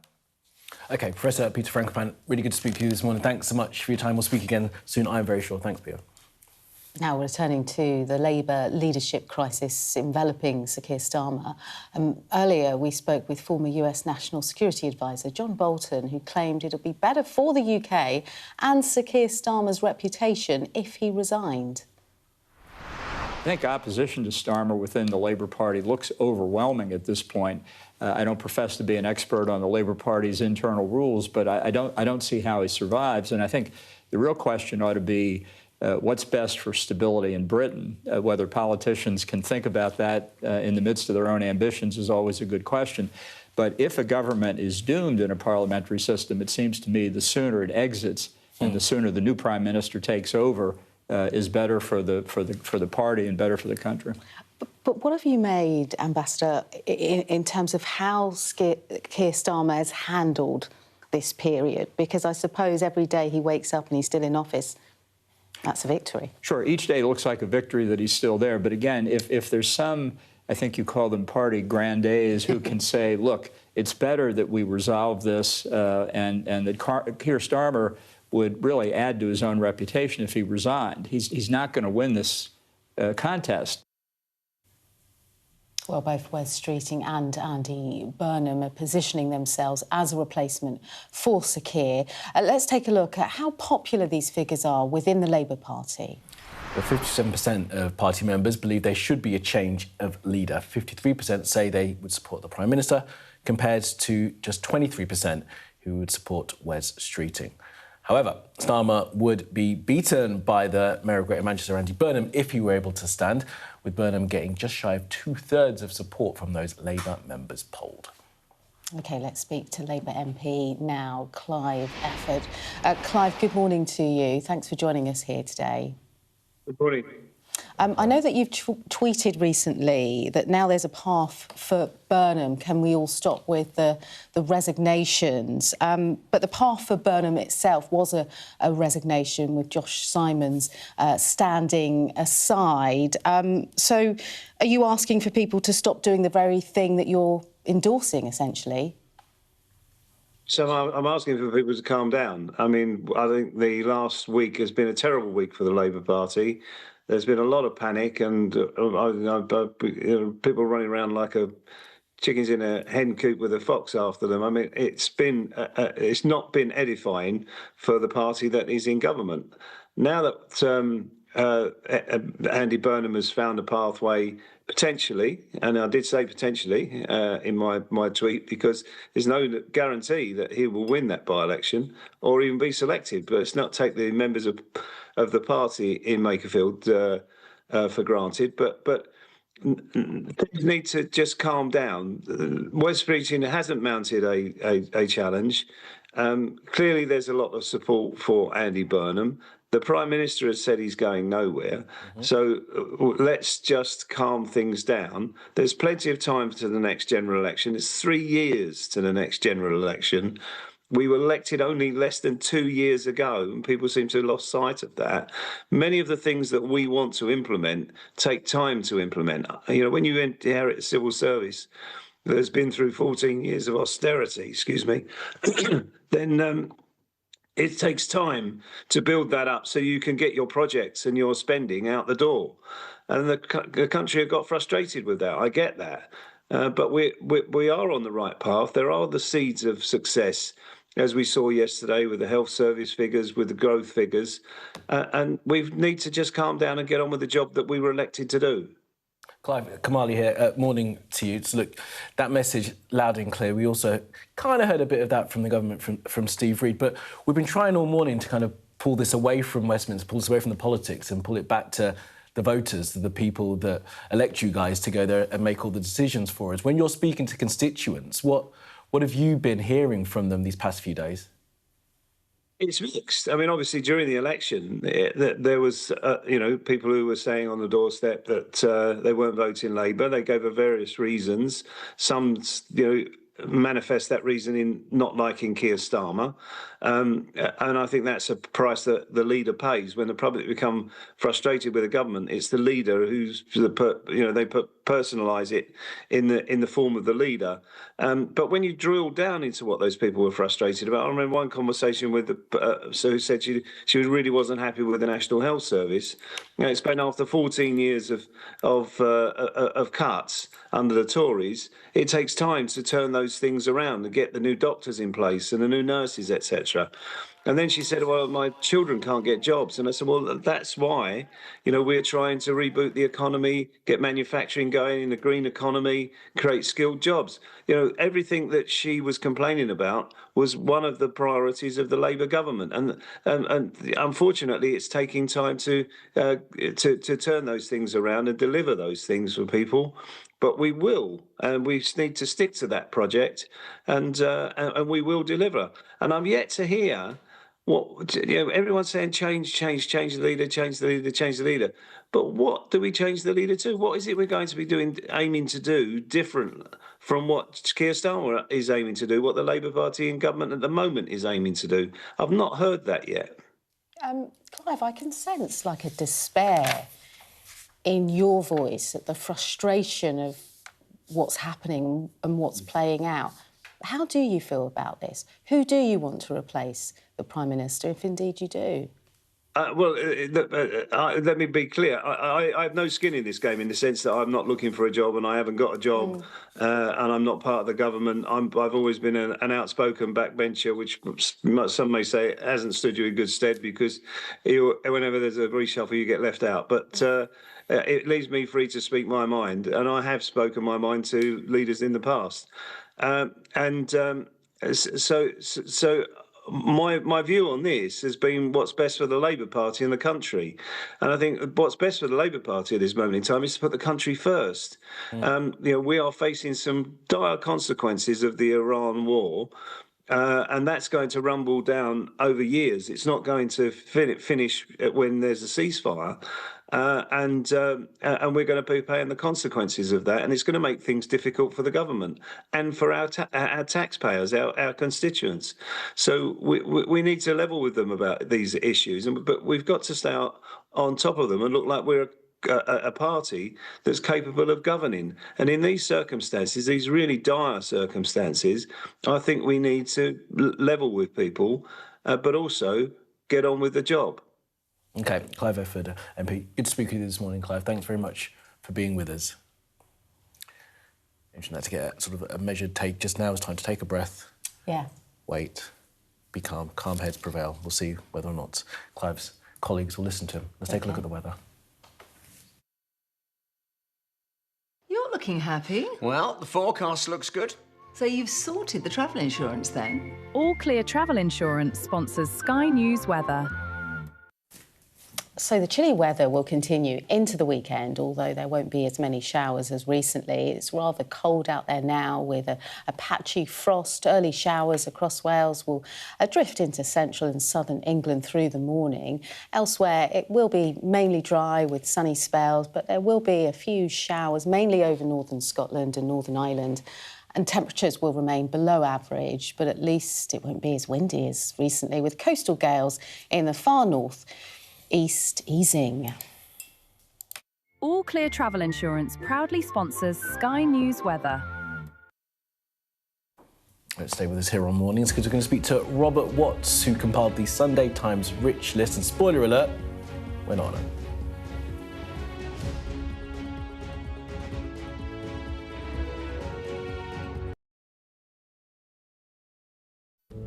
I'm Cordelia Lynch, Sky's Asia correspondent, based here in Bangkok.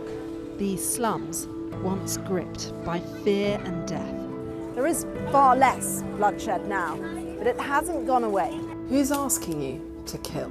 The police will give me the orders, and after I kill the target, I throw the gun away. We try our best to uncover and unpick a fast-changing and deeply complex region. These large waterways provided an excellent source of body disposal. This is the Buriganga River, where victims who'd allegedly been shot dead were dumped. Sheikh Hasina, how confident are you that she will stand trial? She will stand trial, there's no doubt about that. We're going to take you to the very heart of a criminal network, going undercover inside Southeast Asia's scam centres for the very first time. We won't have any problems with police, it's okay. Just seen Imran Khan leave, and as we understand it, he's just been shot in the leg. They have decided that the only way they'll allow elections is if I'm inside jail or killed. Sky News get the full story first. Chinese vessels start encircling the boat we're on, blocking its path. The Chinese are now deploying water cannons, firing it directly towards our boat. We've discovered doctors across Delhi dishing out pills like this, claiming they will provide a lifelong cure for homosexuality. Rohingya people fleeing an escalating civil war. The situation here in Cox's is desperate. An already insecure place does feel a lot more precarious. Well, hello and thank you for watching tonight on The Wrap. We will be joined by the very best commentators to explain the how and the why. He did know what he was doing. Both agree on that, can we? No. No. Can expect more analysis. This is going to get deeper. I think it's going to end up with Russia. Is war inevitable? What he's interested in is a deal. That doesn't rule out strikes. I disagree. And laughs along the way. Plus, a look at tomorrow's headlines. The Wrap. Everything wrapped up for you from 10. The best thing about being a Sky News journalist... My darling. Beth Rigby, Sky News. Is being a Sky News journalist. You said to people, I'm not coming back for more, but you have come back for more. Well, let's kick off. And make a statement. What can our Prime Minister say to you to not impose tariffs? He's coming out! What more do you need? Now, this year's Sunday Times Rich List has been released with a few new faces this year. Should we take a look? Let's go through it. Well, there they are. The richest people in the UK this year are the investor brothers, Sanjay and Deirdre Hinduja, with an estimated wealth of 38 billion. David and Victoria Becks, they're in there too. They're featured having doubled their wealth over the past 12 months. They're now valued at 1.185 billion.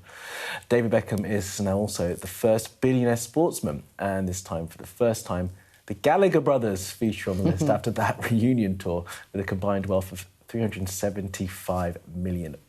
Nice. Yes, well, joining us is the person that put this list together. It's Robert Watts. Great to have you with us. Good morning, by the way. Good morning, Robert. So, Robert, the Hindura brothers, they have remained at that top spot for a while. What does that tell us about their wealth? That family has been at the top of the Rich List for a few years now. The Rich List, which is live now, you can see it. Go to the Sunday Times website and see it all now. Or if you want a magazine, you can buy that on Sunday too. So the Hindujas, Sanjay and Dheeraj, top the list this year. Wealth of £38 billion. So they are part of actually a bit of an exception to the Rich List. They are part of this global super rich movement that we've seen coming to the UK in recent decades, but are now actually leaving. But they are something of an exception. They are staying. They are very proudly saying that they are going to stay in the UK, whereas we've seen many others leaving the UK. So Lakshmi Mittal, remember him? Steel Baron, who gave £5 million to Labour. He's left the UK. And so we, because he's not a British citizen, we don't count him in the rich list at all. And we are seeing more and more of these super rich people leaving the UK. In fact, 1 in 6 of the people who appeared on the Sunday Times rich list just 2 years ago don't appear this time. And the biggest reason for that is that they're part of these foreign nationals who've come to the UK, maybe spent their money here, set up businesses here, given to charities while they're here. They have now started to leave. And why have they started to leave? What do they say is the reason? Well, tax is the big issue. Yeah. Non-dom, you're absolutely right, yes. I mean, that's huge to them. And I think there was a bit of a lack of understanding at the time about what this was all about. I think people thought it was this non-dom status which allowed these super-rich people from overseas to, when they came to the UK, they'd pay tax on their UK earnings, but they wouldn't pay taxes on their earnings from India, France, Germany, wherever else in the world they come from. That wasn't so much the issue. The issue is what happens when they died. And there was the problem with axing non-dom status was that when they died, their whole estate was suddenly subject potentially to UK inheritance tax. And the entirety of it. The whole of it. So you had a business that was perhaps 6,000 miles away from the UK, a property that was on the other side of the planet. Suddenly, the potential of that was subject to UK inheritance tax. And a lot of these elderly rich listers who took the view, I've got no choice, but I've got to leave. If they want to keep the wealth in their family, they don't want it to be taxed by the... OK. Exactly. Are we still as obsessed in this country about people who make loads of money as perhaps previous generations? Well, look at the guy number 6 in our rich list this year, Christopher Harborne, the man who's been grabbing headlines reluctantly. That Christopher Harborne, the guy who's been grabbing headlines for surprising reasons, giving millions and millions of pounds to Reform and its leader Nigel Farage. Now, this is a rich list compiler's nightmare because this is a guy who's been based in Thailand for nearly 30 years. Most of his assets are offshore. It's impossible for us to penetrate his wealth for many years, to understand how wealthy he is. But we can see that he owns a stake in a £350 million stake in a UK defence contractor. We found a private jet company. He owns a UK city firm. Now, a lot of people can think, why do we do the rich list? Well, an important part of it is we feel that it's vital in a functioning democracy. We know where wealth lies and where it's being accumulated. But elsewhere, there's a few other celebrities on the list. The Gallagher brothers have made it onto the list. Exactly. If you bought those Oasis tickets last year, you've made them just that little bit richer.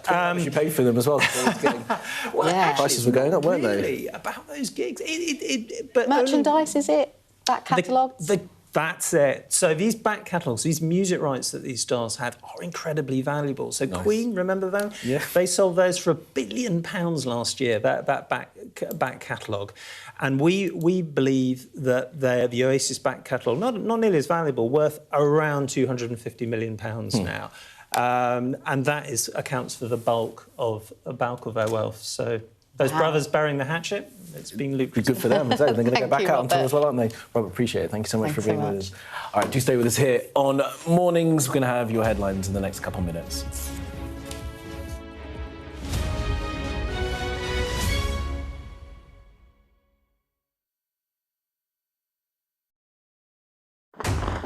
We're trying to see as much as we can. We're in an area that's just been reclaimed. Mr. Zuma, Sky News. People are directly protesting. The whole neighborhood has rallied around her. It's been impenetrable to journalists over the last 2 years of war in Sudan. I've been waiting for this for 2 years. It doesn't feel like a big homecoming. It was never going to be pretty. War isn't pretty.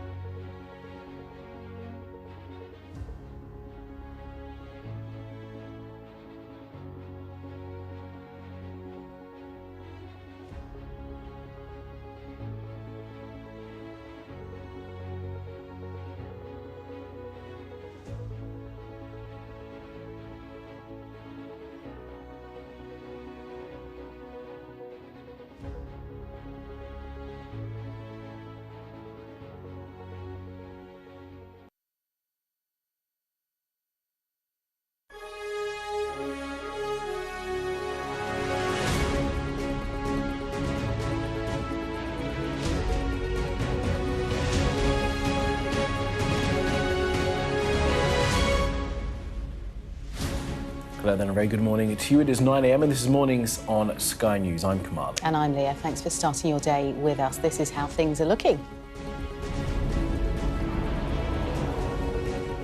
Starmer staggers on, but the Prime Minister is facing political peril as Andy Burnham declares his bid to return to Westminster and other leadership rivals circle.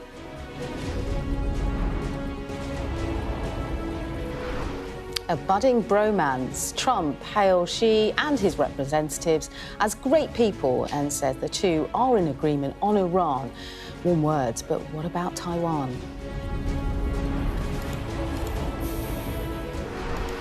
One student has died and 2 others are in hospital after an outbreak of meningitis. We'll be live in Reading. Also today, Britain's mega rubbish dump crisis with 120,000 tonnes of rubbish piled high at 3 new sites across the country. And the world's most active volcano, there it is erupting once again on Hawaii.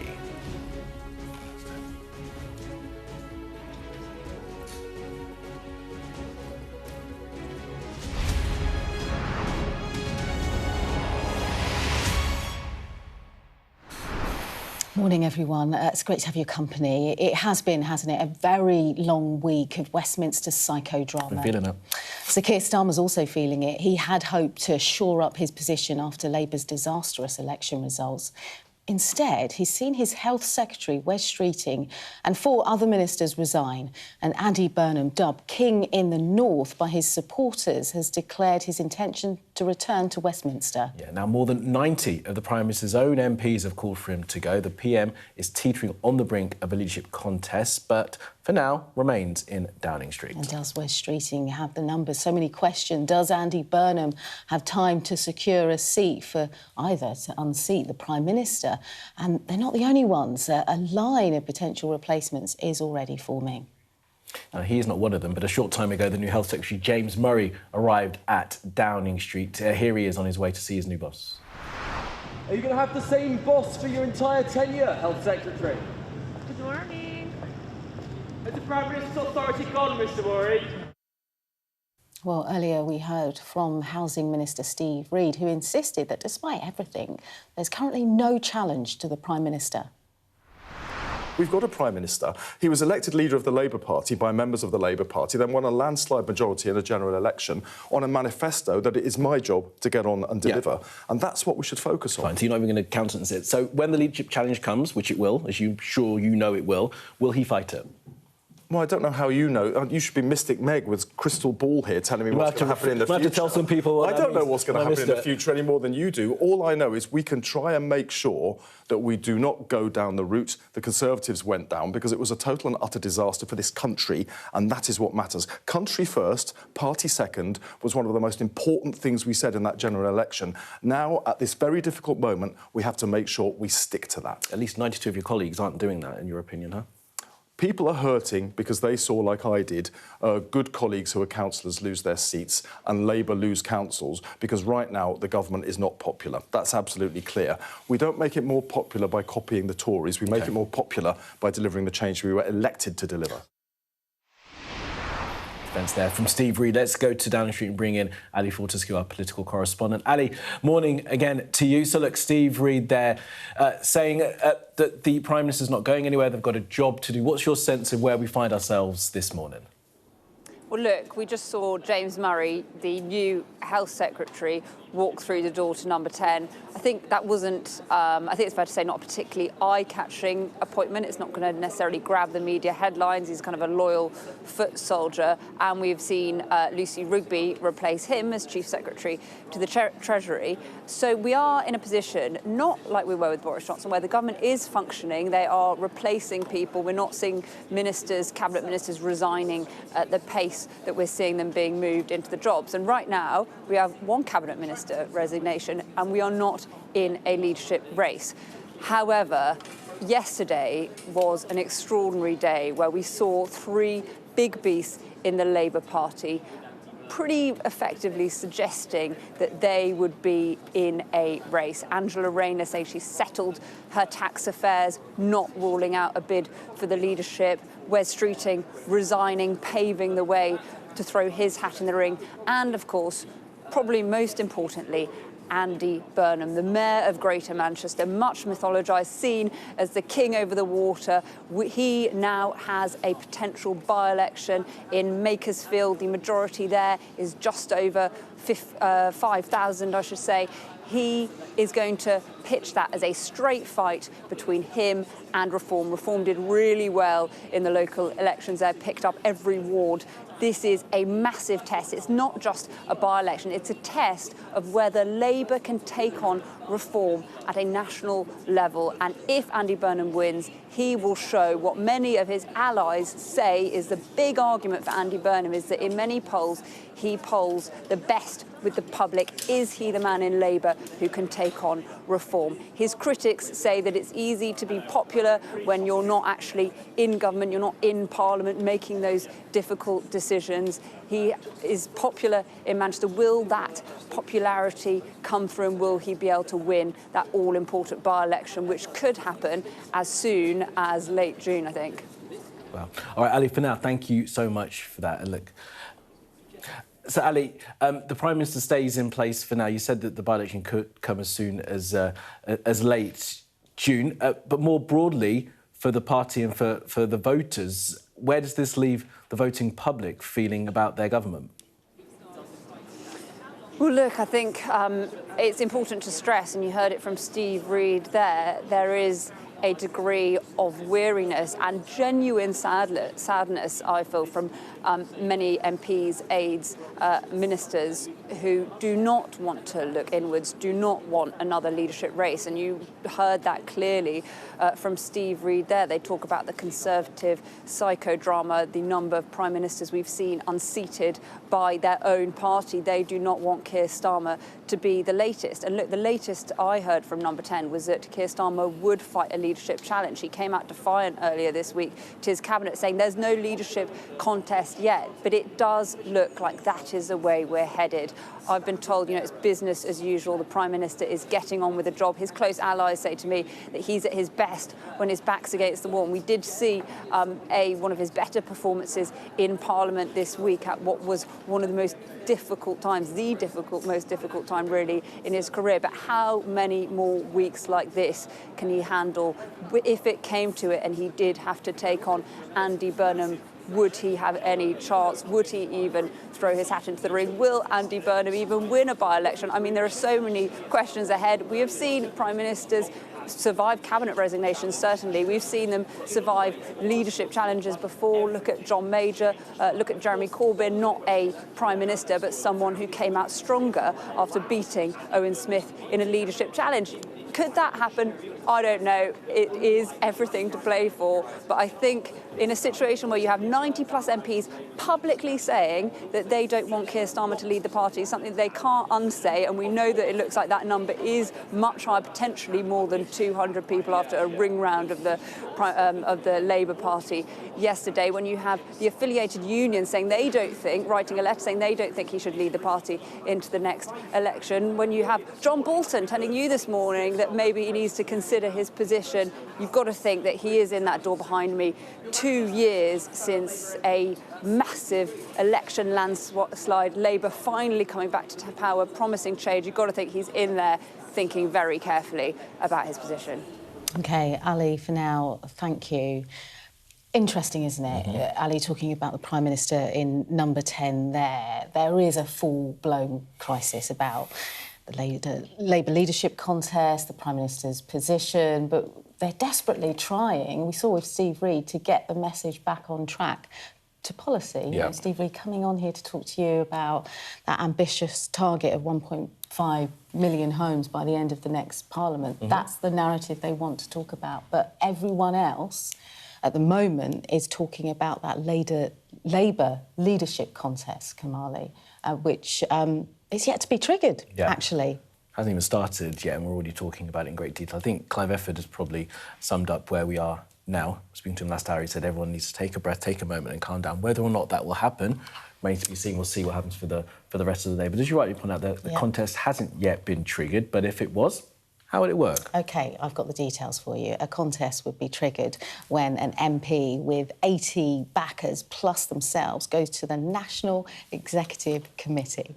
The NEC would then set up a timetable for the leadership process, a key consideration for whether Andy Burnham will be able to stand. Yeah, the Prime Minister would automatically be on the ballot unless, of course, he decides to resign. Any other MPs with 81 nominations can also then stand. And after a contest and likely numerous hustings, of course, Labour members would vote with a preferential ballot system. Well, all that means that this process could end up lasting until Labour Party conference in September. So, if it goes ahead, quite a long time. Yeah, all the while the public are viewing this and how are they feeling about the cost of living crisis, about inflation. Well, later this hour, we'll be joined by Labour MP for Plymouth Moorview, Fred Thomas. We're going to get his take on that at 9:30. Yeah. Right, away from the politics here, and Donald Trump has left China after his high-stakes two-day state visit. Yeah, the US president said he had found some common ground with President Xi Jinping over the Iran war, claiming both sides want to see the Strait of Hormuz reopened. But that comes after he cast doubt over the ceasefire, posting on Truth Social that his military campaign against Iran is to be continued. Here's the president. I want to thank you very much. This has been an incredible visit. I think a lot of good has come of it. We've made some fantastic trade deals, great for both countries. He's a man I respect greatly, become really a friend. We've known each other now 11 years, almost 12 years, that's a long time. And we've settled a lot of different problems that other people wouldn't have been able to settle. And the relationship is a very strong one. We've really done some wonderful things, I believe. We did discuss Iran. We feel very similar to Iran. We want that to end. We don't want them to have a nuclear weapon. We want the straits open. We're closing it now. They closed it, and we closed it on top of them. But we want the straits open, and we want them to get it ended because it's a crazy thing. They're a little bit crazy, and it's no good. Can't have it. They cannot have a nuclear weapon. But we discussed a lot of other things also, and I think we're very much on agreement. Well, our US correspondent James Matthews is in Beijing, and he sent us this. It's getting quiet here at Beijing International Airport. Air Force One is wheels up on its way back to Washington, D.C. President Trump on board. What did we see on day two of Trump meets Xi? Well, they took a tour of Beijing's Zhongnanhai Gardens. It was the so-called friendship photo before a working lunch. The second day, I think, reinforced the impressions of the first day of this trip, about a reset in this superpower relationship. It won't, of course, be straightforward. There's been cordiality, that's for sure, but it's complicated between these countries. Those two leaders, they've talked Iran, and, you know, the Chinese, they talk of giving greater impetus to peace talks. The question is, on what terms? Donald Trump, he emphasised their agreement on Iran, that Iran shouldn't have a nuclear weapon. China has said that before. The question is, how does China help Donald Trump on Iran? Does it pressure its friends in Tehran? What might be the trade-off for Donald Trump? And what of Beijing, or reports that Beijing is looking to sell arms to Iran that would threaten the United States? For Donald Trump, for the Chinese, Taiwan is his big takeaway. That is how President Xi sees it. That's how he made it clear to Donald Trump face to face, warning of potential clashes and conflict if it didn't go well, and made it clear he wanted to see it progress on his term. President Xi, of course, thinks Taiwan belongs to China. How Donald Trump plays that issue will be a measure of where the power and influence lies in this relationship. The immediate success of this business trip would appear to be business itself. Trump indicated that both countries have moved closer on trade. It's clearly an early assessment, which doesn't necessarily fly in a deal struck with Boeing, the aircraft manufacturer. China had discussed with America buying 500 Boeing jets. It struck a deal ultimately for just 200. Boeing shares fell on the news. So it's clear the US-China relationship is a turbulent one. That hasn't changed on the basis of this two-day trip. James Matthews speaking there. We're going to return to our other big story today, in peril for the Prime Minister and Labour. We're going to speak now to Tom Baldwin, former Director of Communications and Strategy at the Labour Party. Good morning to you. Thanks so much for joining us here, Tom. You wrote his biography, Sir Keir Starmer, and I suppose you know him better than most people outside of Cabinet. So the Sir Keir Starmer that's refusing to walk away, refusing to leave that post, do you recognise that, Keir Starmer? Yeah, I do. He's a proud, stubborn man who doesn't want to leave like this. I think he's also got quite a big sense of duty. I mean, I think the last few days have been very, very, very tough for him.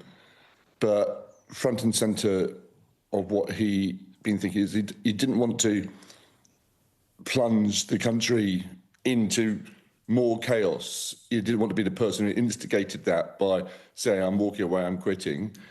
If someone wants to launch a leadership bid, which results in him going, that will be down to them rather than him, I think. He's not going to be the person who does it to the country. And Tom, have you spoken to Sir Keir Starmer in the last week at least? And if you haven't, how do you think he'll be feeling? I've had exchanges with him, but I'm not going to sort of give a sort of commentary on it. But I think he feels bruised, probably. I mean, you know, some of this is supposition, but I think he's really, really frustrated because, you know, he came in on a promise not just of change, but of stopping the chaos. And quite clearly, there's been more chaos over the last week. I mean, it's the last 2 weeks. And that, yeah, that's not necessarily his doing. Some people say it's his fault, but it's certainly not something he's instigated. And, you know, when you have this, you know, I've called it the sort of carnival of chaos of all the media outside Downing Street screaming abuse at ministers until they're ready to sort of toss yet another Prime Minister out of the windows of the building opposite. I just think we're in a sort of cycle of really, really destructive politics. You know, if he goes, we'll be on 7 Prime Ministers in the 10 years since Brexit, 5 in the last 5 years. And the prospect of actually taking long-term decisions, which I think Keir Starmer has in lots of ways in terms of long-term investment that he's doing, in terms of energy infrastructure. You know, the prospect of actually getting real change, which requires these long-term decisions, becomes even more remote. And that's the frustration he'll feel. Tom, morning to you, Kamali here. I mean, you say that he feels frustrated. How much is he frustrated with himself? You know, he's the one that made the decision to appoint Peter Mandelson. He's the one that ultimately would have decided on that winter fuel cut to pensions. He's the one that will have had all those U-turn changes all through this past nearly 2 years. Is he upset with himself for having made some of those decisions? Yeah, look, there have been mistakes, and I've made no secret that I think he's made mistakes. And I think one of the biggest mistakes was not actually to follow his own instincts sometimes. I don't think he'd have appointed Peter Mandelson if he'd trusted his own instincts. It's not Peter Mandelson's not the sort of person he generally gets on with. And I think it's sometimes he's tried to be someone slightly different to who he is. And you know, what this country needs more than anything else is calm, sensible, rational, grown-up government. But the noise of people at the extremes, whether it's Reform or Greens or wherever, is so deafening that sometimes you feel the need to be a bit more like them. And I think there's a big body of people in the country who don't want that. You know, I think according to polls, only about 35% of people want to rip everything up and start again. Tom, yeah. That's 65% of people who want calm leadership. I don't think I always heard either in the media or in politics. Yeah, I mean, again, another mistake, that Islands of Strangers speech, which he then had to recant on. But we had Anthony Selton on earlier. I don't know if you saw the interview. And I put to him about the storytelling, and you know, former director of comms, about the story that needs to be told. I know you know Keir Starmer and you get on well with him. Is he annoyed that he doesn't tell a better story, that the way that he tells the story just doesn't resonate? We hear all about his background, we know all about his family in quite emotive detail, and yet it doesn't seem to be having the impact that maybe it would if it was coming from a different mouth. Yeah, he's a weird paradox. You don't want to do too much psychoanalysis live on TV, but one of the strange things about him is he has this huge, authentic side to him, which, family, friends, football, a real life. And I think he likes people in a way that a lot of politicians actually don't really like people. They like other politicians. But he doesn't want to show that because he doesn't want to contaminate what's most true about himself with this thing called politics. And so what we end up with is this rather stiff, typical politician trying to conceal the authentic. And people think, well, he's not really true, he's not being true, and he's not. And there's a sort of they sense an inauthenticity there, when in fact he's for very deep and quite integral reasons hiding that authenticity. It's frustrating for his friends and supporters because they think he could tell a much better story about his government, but something stops him. But I'll just say this very lightly. Storytelling, communications, doing good interview, doing good speech may be a big part of the job of Prime Minister, but it's not the only part of being Prime Minister. And I think sometimes we have this sort of sense that we need politicians who tick all the boxes for the media, but don't actually do the right thing about the country. I mean, keeping Britain out of the Iran war was something he was under. He was under huge pressure from the other opposition parties. Lots of people in the media saying, "Oh, you got to go in." He didn't do that. The long-term investments that the government's made, really, really big, sort of record-breaking investments in infrastructure. Probably Keir Starmer won't get any credit for it, nor will Rachel Reeves, but that's a right big call for the country. So it's not just about being funny or being able to tell a story or being slick on TV. It's about making really big judgment calls. And some judgment calls he's got wrong. All Prime Ministers make mistakes. But I think a lot of the big ones he's got really right. Tom, what did you make of Wes Streeting's resignation letter? He said, where we need vision, we have vacuum. Where we need direction, we have drift. You know this government. You know this Prime Minister. Is that a fair verdict?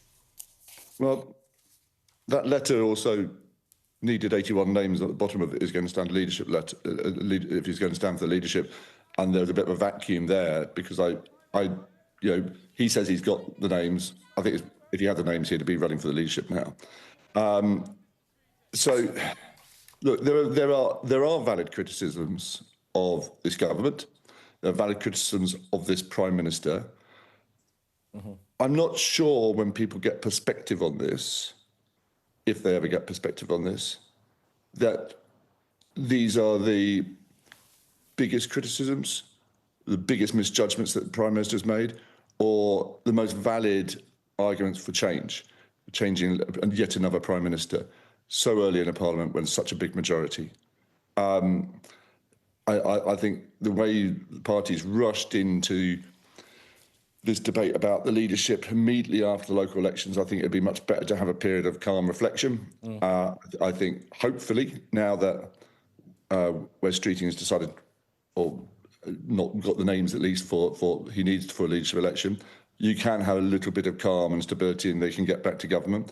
But now you've got the prospect of a by-election in Macclesfield where, there'll be another media jamboree down there and a sort of festival of speculation. Tom, we'll just be covering what's going on, won't we? You guys that are doing this, we're not fabricating this. You guys, the Labour Party... we don't have time. I just want to do a final question, Tom, if you don't mind. I'm not saying anyone's fabricating things. I'm saying that sometimes there's a certain glee in covering these endless leadership elections. I mean, we've had 5... We're the government in the country, Tom. Of course we're going to cover it. So let me do a final question on the point that you've made about Wes Streeting, because you weren't quite rude about him, a little bit, and we're having some of this. I mean, after all of this is said and done, the party's going to need to come together. You'll know better than me. Divided parties don't win elections. Do you think the party can come back together? Yes, I do. I mean, I like Wes. I've always liked Wes Streeting, and I think he's a very, very talented communicator. I do think some of the eagerness to run in and go for the leadership now, I don't think that's been helpful to the government or the country. I think sometimes, you held me up a little bit there about the media and my criticism of the media, and I'm not particularly having got any particular individual journalists, but I think there is an expectation, almost an addiction in parts of the media, to this idea that we change Prime Minister every year or 2 years. And I think that's part of a really damaged political culture, which is doing harm to this country, and it's part of the problem. OK, Tom. Tom, appreciate that. Tom Baldwin, the former Director of Comms for the Labour Party and also the author of the... Now, look, live pictures here for Volcano in Hawaii. If there was ever a metaphor for the tumultuous period in Downing Street, could it be this? Well, it's erupting once again this morning. It does it all the time as well, so maybe that is the state of British politics. It constantly blows up every little while. Now, of course, this is Kilauea. It's on Big Island in Hawaii. It's one of the world's most active volcanoes. And periodically, as we say, we get treated to pictures like this with it spewing fountains of lava into the sky. And whenever I see these pictures, I'm never quite sure how high that's spewing, but I think it is pretty high. It's really quite impressive. It's Take much a like guess that it's high enough. Tens of metres. Yeah. It's a bit like a massive lava lamp, isn't it? Molten rock. It is fantastic. But a serious side to this, it can threaten, homes or buildings nearby. But these are the latest and live pictures. Don't say we don't treat you to live and breaking here on mornings. Absolutely right. On Sky News. Look, loads more still to come mornings on Sky News, and we're going to be talking about how a student has died after a meningitis outbreak, this time in Henley College. We'll be back with that very soon.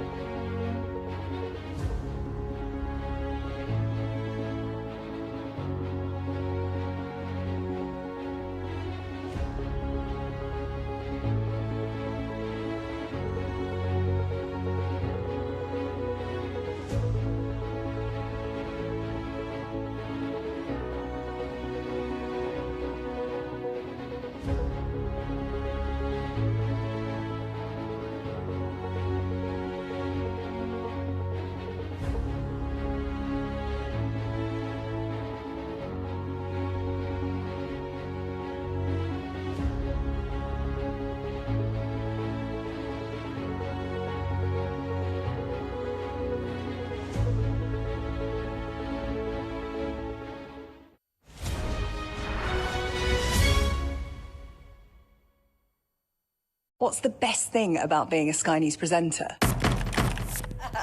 Perfect.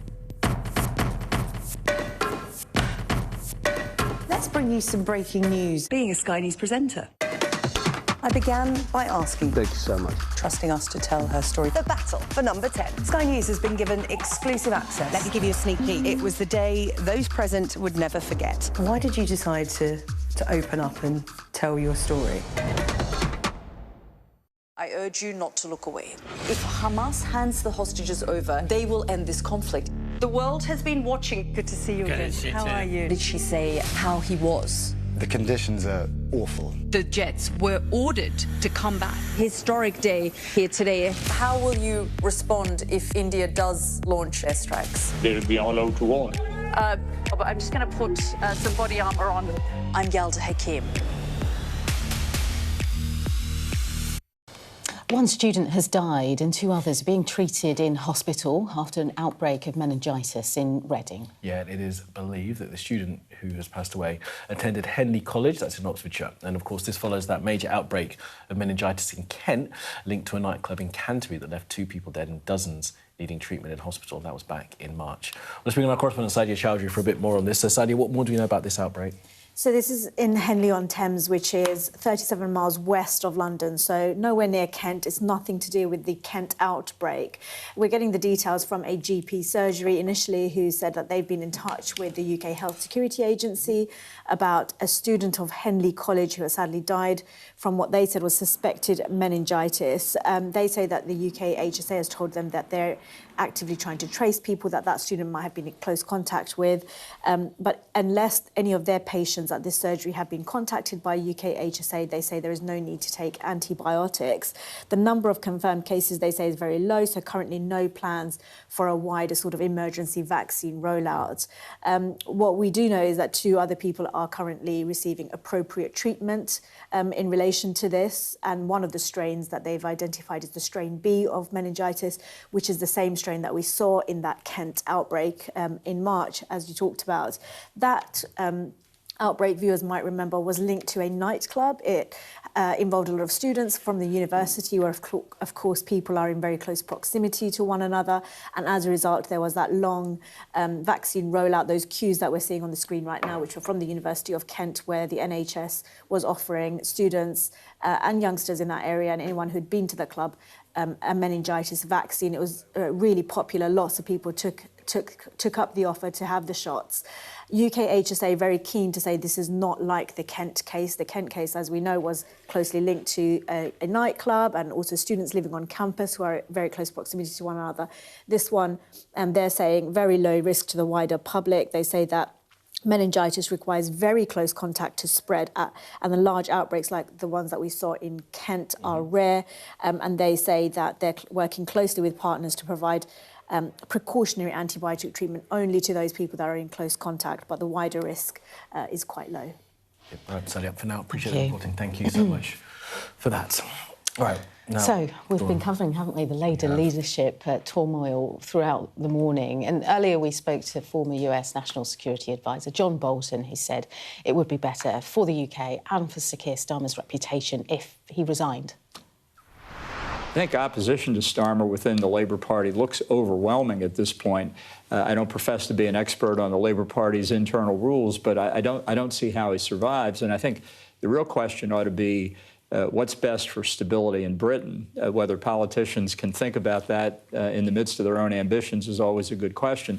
But if a government is doomed in a parliamentary system, it seems to me the sooner it exits and the sooner the new Prime Minister takes over is better for the party and better for the country.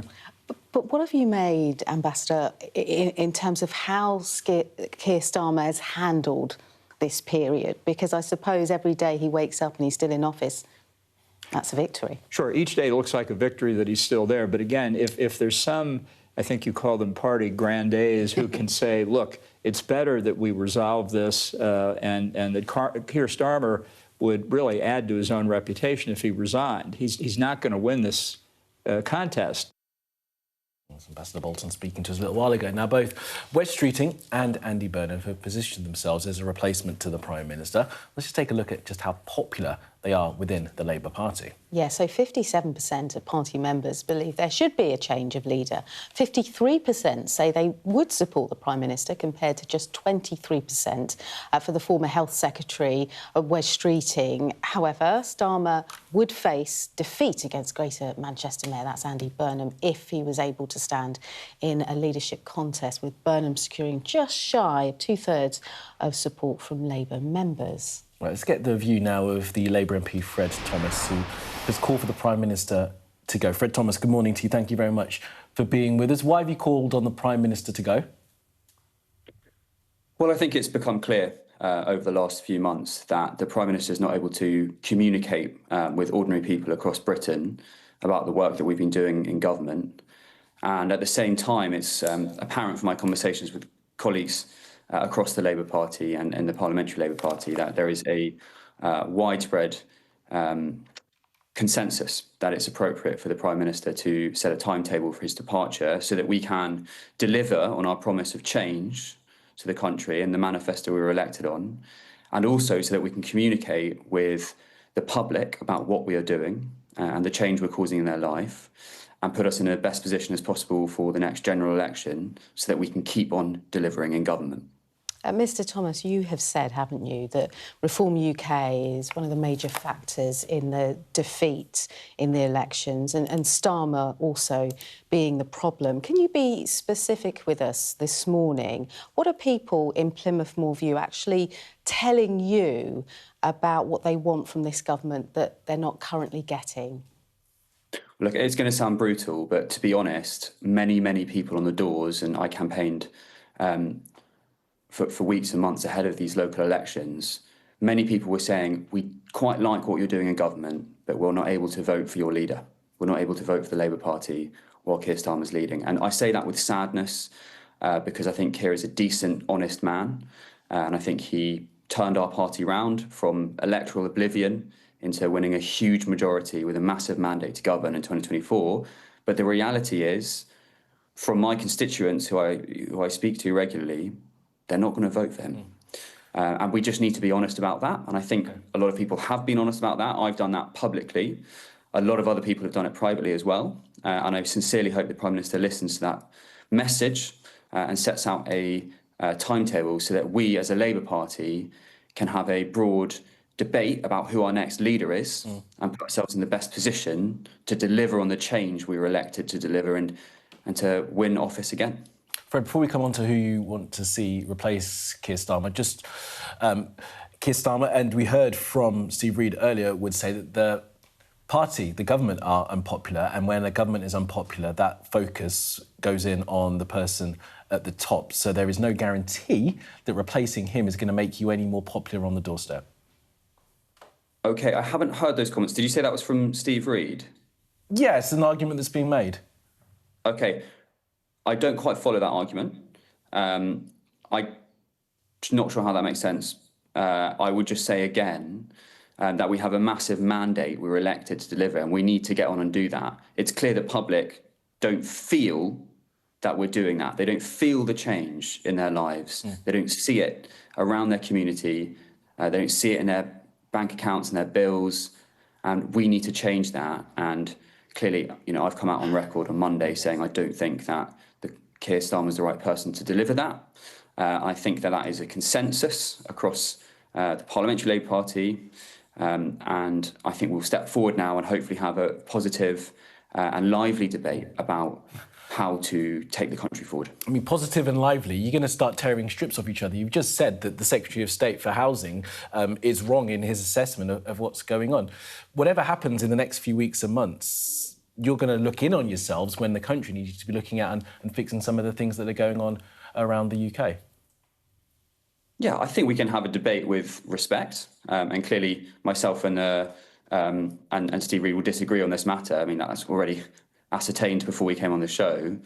I think that there's very possible to have a positive debate. We're going to have it. I mean, I think it feels inevitable that we're going to have a leadership contest. It's really important, I think, that we do that in the right spirit, and it should be about ideas. It should be about the progress we can make as a country. It should not be about petty factionalism or personalities, and I think we have the chance to do that. Mr Thomas, who do you think should be Prime Minister? Who should succeed Keir Starmer? Well, I think we need to see who steps forward in a leadership contest. Clearly, there's plenty of names who've been mentioned over the past few weeks. I think there's probably a number of people in Cabinet who've been considering whether to run or not. Personally, I want to see leadership who are able to communicate with the public really well, who have got a record of delivery in government already, and who are able to unite the party. Clearly, we're a broad church in the Labour Party, so I want someone who can speak for and speak to this full spectrum of the party, from left to right, and where I find myself in the centre of the party. As you say, it's becoming inevitable that this is going to happen, Mr. Thomas. And are you telling me now this morning you don't have someone in mind that you want to lead the party that you're a part of? I think we need to see who steps forward. Well, we know some of the names, don't we? Can you tell us one of the ones of the list of Andy Burnham, Angela Rayner or Wes Streeting that you would prefer? I think it's really important to see who's able to put themselves forward. I mean, one of those names you've mentioned currently is not an MP. Clearly, that may change. So we need to wait till we have a leadership contest. And I think in the spirit of what I was saying earlier about making sure this is done in a kind of positive way, we don't want to jump the gun. We do have really talented senior politicians in the Labour Party who have been delivering in government with a track record of exceptional success and with the ability to communicate to residents in a way that other politicians can't. And I really hope that we as a party step forward and choose the right person. OK, Fred Thomas, we'll leave it there. Thanks for your time this morning. Thank you. And therein lies the difficulty that they've got. They don't want the leader that they have in charge at the moment, but they don't know who they want to replace him, and that is going to go on for the country for the foreseeable until the government sorts themselves out. Potentially conference. Yeah. Look, still so much more to come on Mornings on Sky News. After the break, we'll be discussing Donald Trump. He's on his way back to the US. After that trip to China, we'll speak to a foreign affairs expert about the state visit.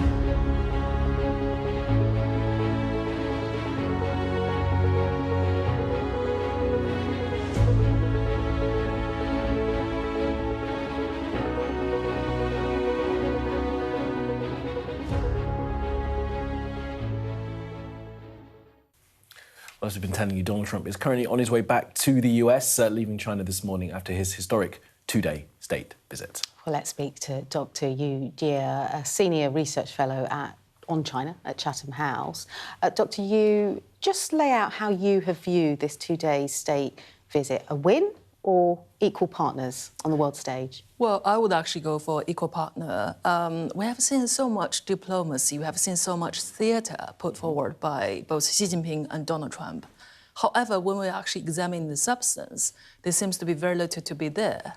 But it's really for the first time. And Xi Jinping came out to meet Donald Trump in Beijing, felt he sees Donald Trump as his equal, but not as his inferior. So that's one thing. And how has that changed that President Xi sees Donald Trump as his equal? Is it that China has now risen to that position of equality, or is it that Donald Trump has changed the United States?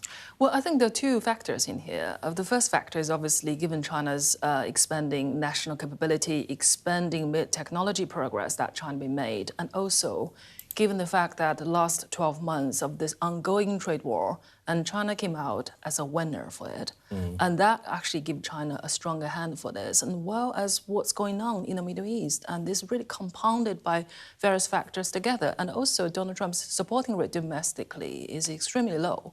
And hence, it really makes Xi Jinping come out. It seems to be a meeting of the two strong men. How do you think this is being viewed from the Chinese perspective? Because on the table, when we look at the details of what's been discussed between the two leaders, you know, rare earth minerals, trade, AI, sure. Taiwan too. Yeah, sure. I compared the two readouts, one from White House and one from the Chinese government. The Chinese government give much emphasis towards Taiwan, as by saying Taiwan is the absolute core issue on this bilateral relationship. And however, I think the White House hardly mentioned it. So before the visit, there's a numerous speculation that the United States may be changing their language, change the term, how they describe on this relation towards Taiwan. But that did not happen. So I think the focus tells you quite a lot. For China, it's a geopolitics, it's national sovereignty. And for Donald Trump, it's all about business deals. Well, let's just do the sort of where the two align with Taiwan and the chip manufacturer, TSMC. Sure. Have we got any more detail on whether China will have access to those chips that they want? I mean, the NVIDIA boss was on the trip eventually, wasn't he?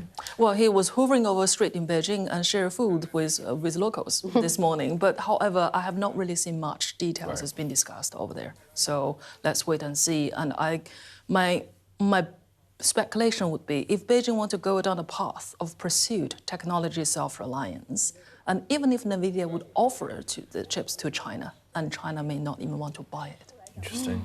How do you think this meeting will be viewed outside of China? And I'm thinking about Vladimir Putin in Russia, for example. Well, Vladimir Putin will touch on Beijing very soon as well. So he looked into this by saying, perhaps the person I need to speak with is Xi Jinping. It's not necessarily Donald Trump for now, given the fact that they still come out as a sense of equal partner. But I think, secondly, Putin observing all of this by considering themselves as being a winner, given what's going on, the turmoils in the Strait of Hormuz, and given the skyrocketing high energy price. And Russia seems to have every single confidence come out saying, I'm actually the winner for this. I mean, the fact that the higher energy price is not really conducive for the Chinese economy, and also the blockage of the Strait of Hormuz, it doesn't help China either. But for Russia, given its one-dimensional, energy-oriented economy, it really come out actually as a victory in here. Talk to us about those two readouts, and specifically when focused on the situation in the Middle East and Iran. There was some hope, from the US side at least, that going to China and speaking to President Xi would put pressure on Tehran for them to accept whatever deals, whatever terms President Trump has in place. Where are we now after the visit? Will Beijing be doing that to Tehran, putting pressure on them? Well, I think we just continue to see that stalemate. On the one hand, yes, Beijing said, in principle, we would like to have this war ended, but contribute very little in terms of reopen the Strait of Hormuz, because at the end of the day, Beijing felt this is the war started by the United States. This is not China's war, and hence China may just perhaps look into its own domestic interest. Interesting. Yeah. And we said at the beginning of this conversation that this state visit, two leaders on an equal platform here. But how do you think, you know, beyond the pomp and pageantry that we saw, that Xi Jinping will be viewing his hosting of the US president? Two things in here. By offering this pomp and pageantry, and surely this gives the Chinese domestic audience a sense of confidence that China is now as the equal partner of the United States, which China has aspired to in the last 50 years when they established a diplomatic relationship with the United States. But I think, secondly, this visit has not changed Xi Jinping and Chinese leadership assessment towards the United States. That is the protracted competition and protracted rivalry. Interesting. And President Xi will be going to the States, or there's an invitation there at least for him to visit. On the 24th of September. So apparently this is the second time they would like to meet with each other. Estimate will be 4 times summit between the two. Which is something in itself. Something to look after too. Thanks to you. Thank you, Dr. Yu. Thank you. All right, we'll stay with us here on Mornings. We're going to go back to Downing Street to get the very latest on all of that leadership turmoil within the Labour Party.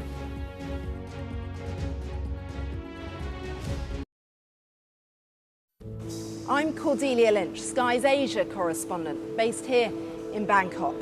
These slums, once gripped by fear and death. There is far less bloodshed now, but it hasn't gone away. Who's asking you to kill? The police will give me the orders, and after I kill the target, I throw the gun away. We try our best to uncover and unpick a fast-changing and deeply complex region. These large waterways provided an excellent source of body disposal. This is the Buriganga River, where victims who'd allegedly been shot dead were dumped. Sheikh Hasina, how confident are you that she will stand trial? She will stand trial, there's no doubt about that. We're going to take you to the very heart of a criminal network, going undercover inside Southeast Asia's scam centres for the very first time. We won't have any problems with police, it's okay. Just seen Imran Khan leave, and as we understand it, he's just been shot in the leg. They have decided that the only way they'll allow elections is if I'm inside jail or killed. Sky News get the full story first. Chinese vessels start encircling the boat we're on, blocking its path.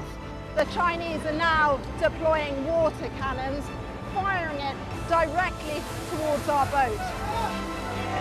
We've discovered doctors across Delhi dishing out pills like this, claiming they will provide a lifelong cure for homosexuality.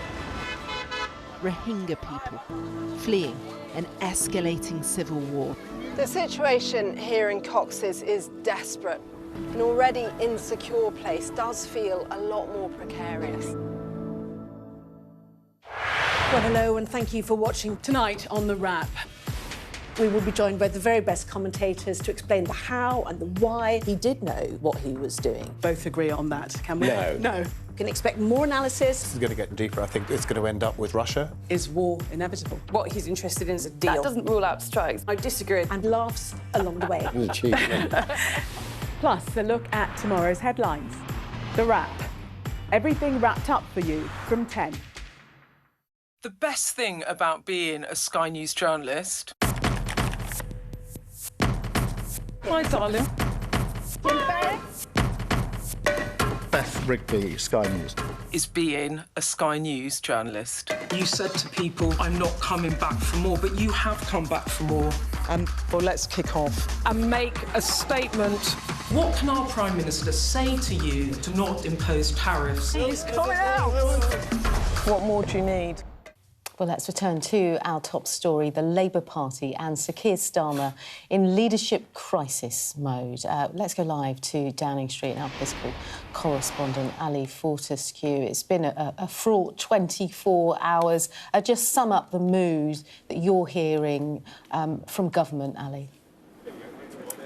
Well, I'm told that the Prime Minister is getting on with business as usual, and we've seen 2 faces going in the door of number 10 this morning. James Murray, the new Health Secretary, and Lucy Rigby, the new Chief Secretary to the Treasury. They are replacing cabinet ministers that they've lost They are trying to get on with the job. They are not at the stage we were at with Boris Johnson, where they can't replace people as quickly as they're resigning. We're seeing loyalists put into top jobs, not necessarily the most eye-catching appointments, but it is not business as usual. As you say, the last 24 hours have been extraordinary. Those three big beasts in the Labour Party that we were waiting to hear from. We have heard from Angela Rayner settling her tax affairs, not ruling out a leadership bid, Wes Streeting resigning, paving the way for a leadership bid, and of course Andy Burnham, who now looks like he has a potential seat in a by-election in Makersfield,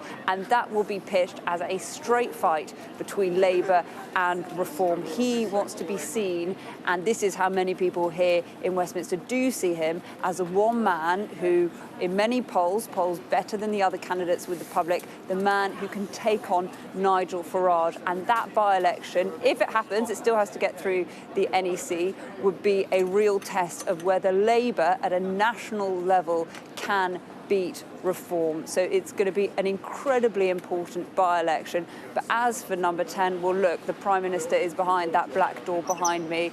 We heard Steve Reid this morning. We have seen several cabinet ministers backing the PM, but we are now at a stage where it looks like there could well be a leadership challenge, like the stars might be aligning for Andy Burnham, and we are in a situation where he will undoubtedly, behind that door behind me, be thinking about his future right now.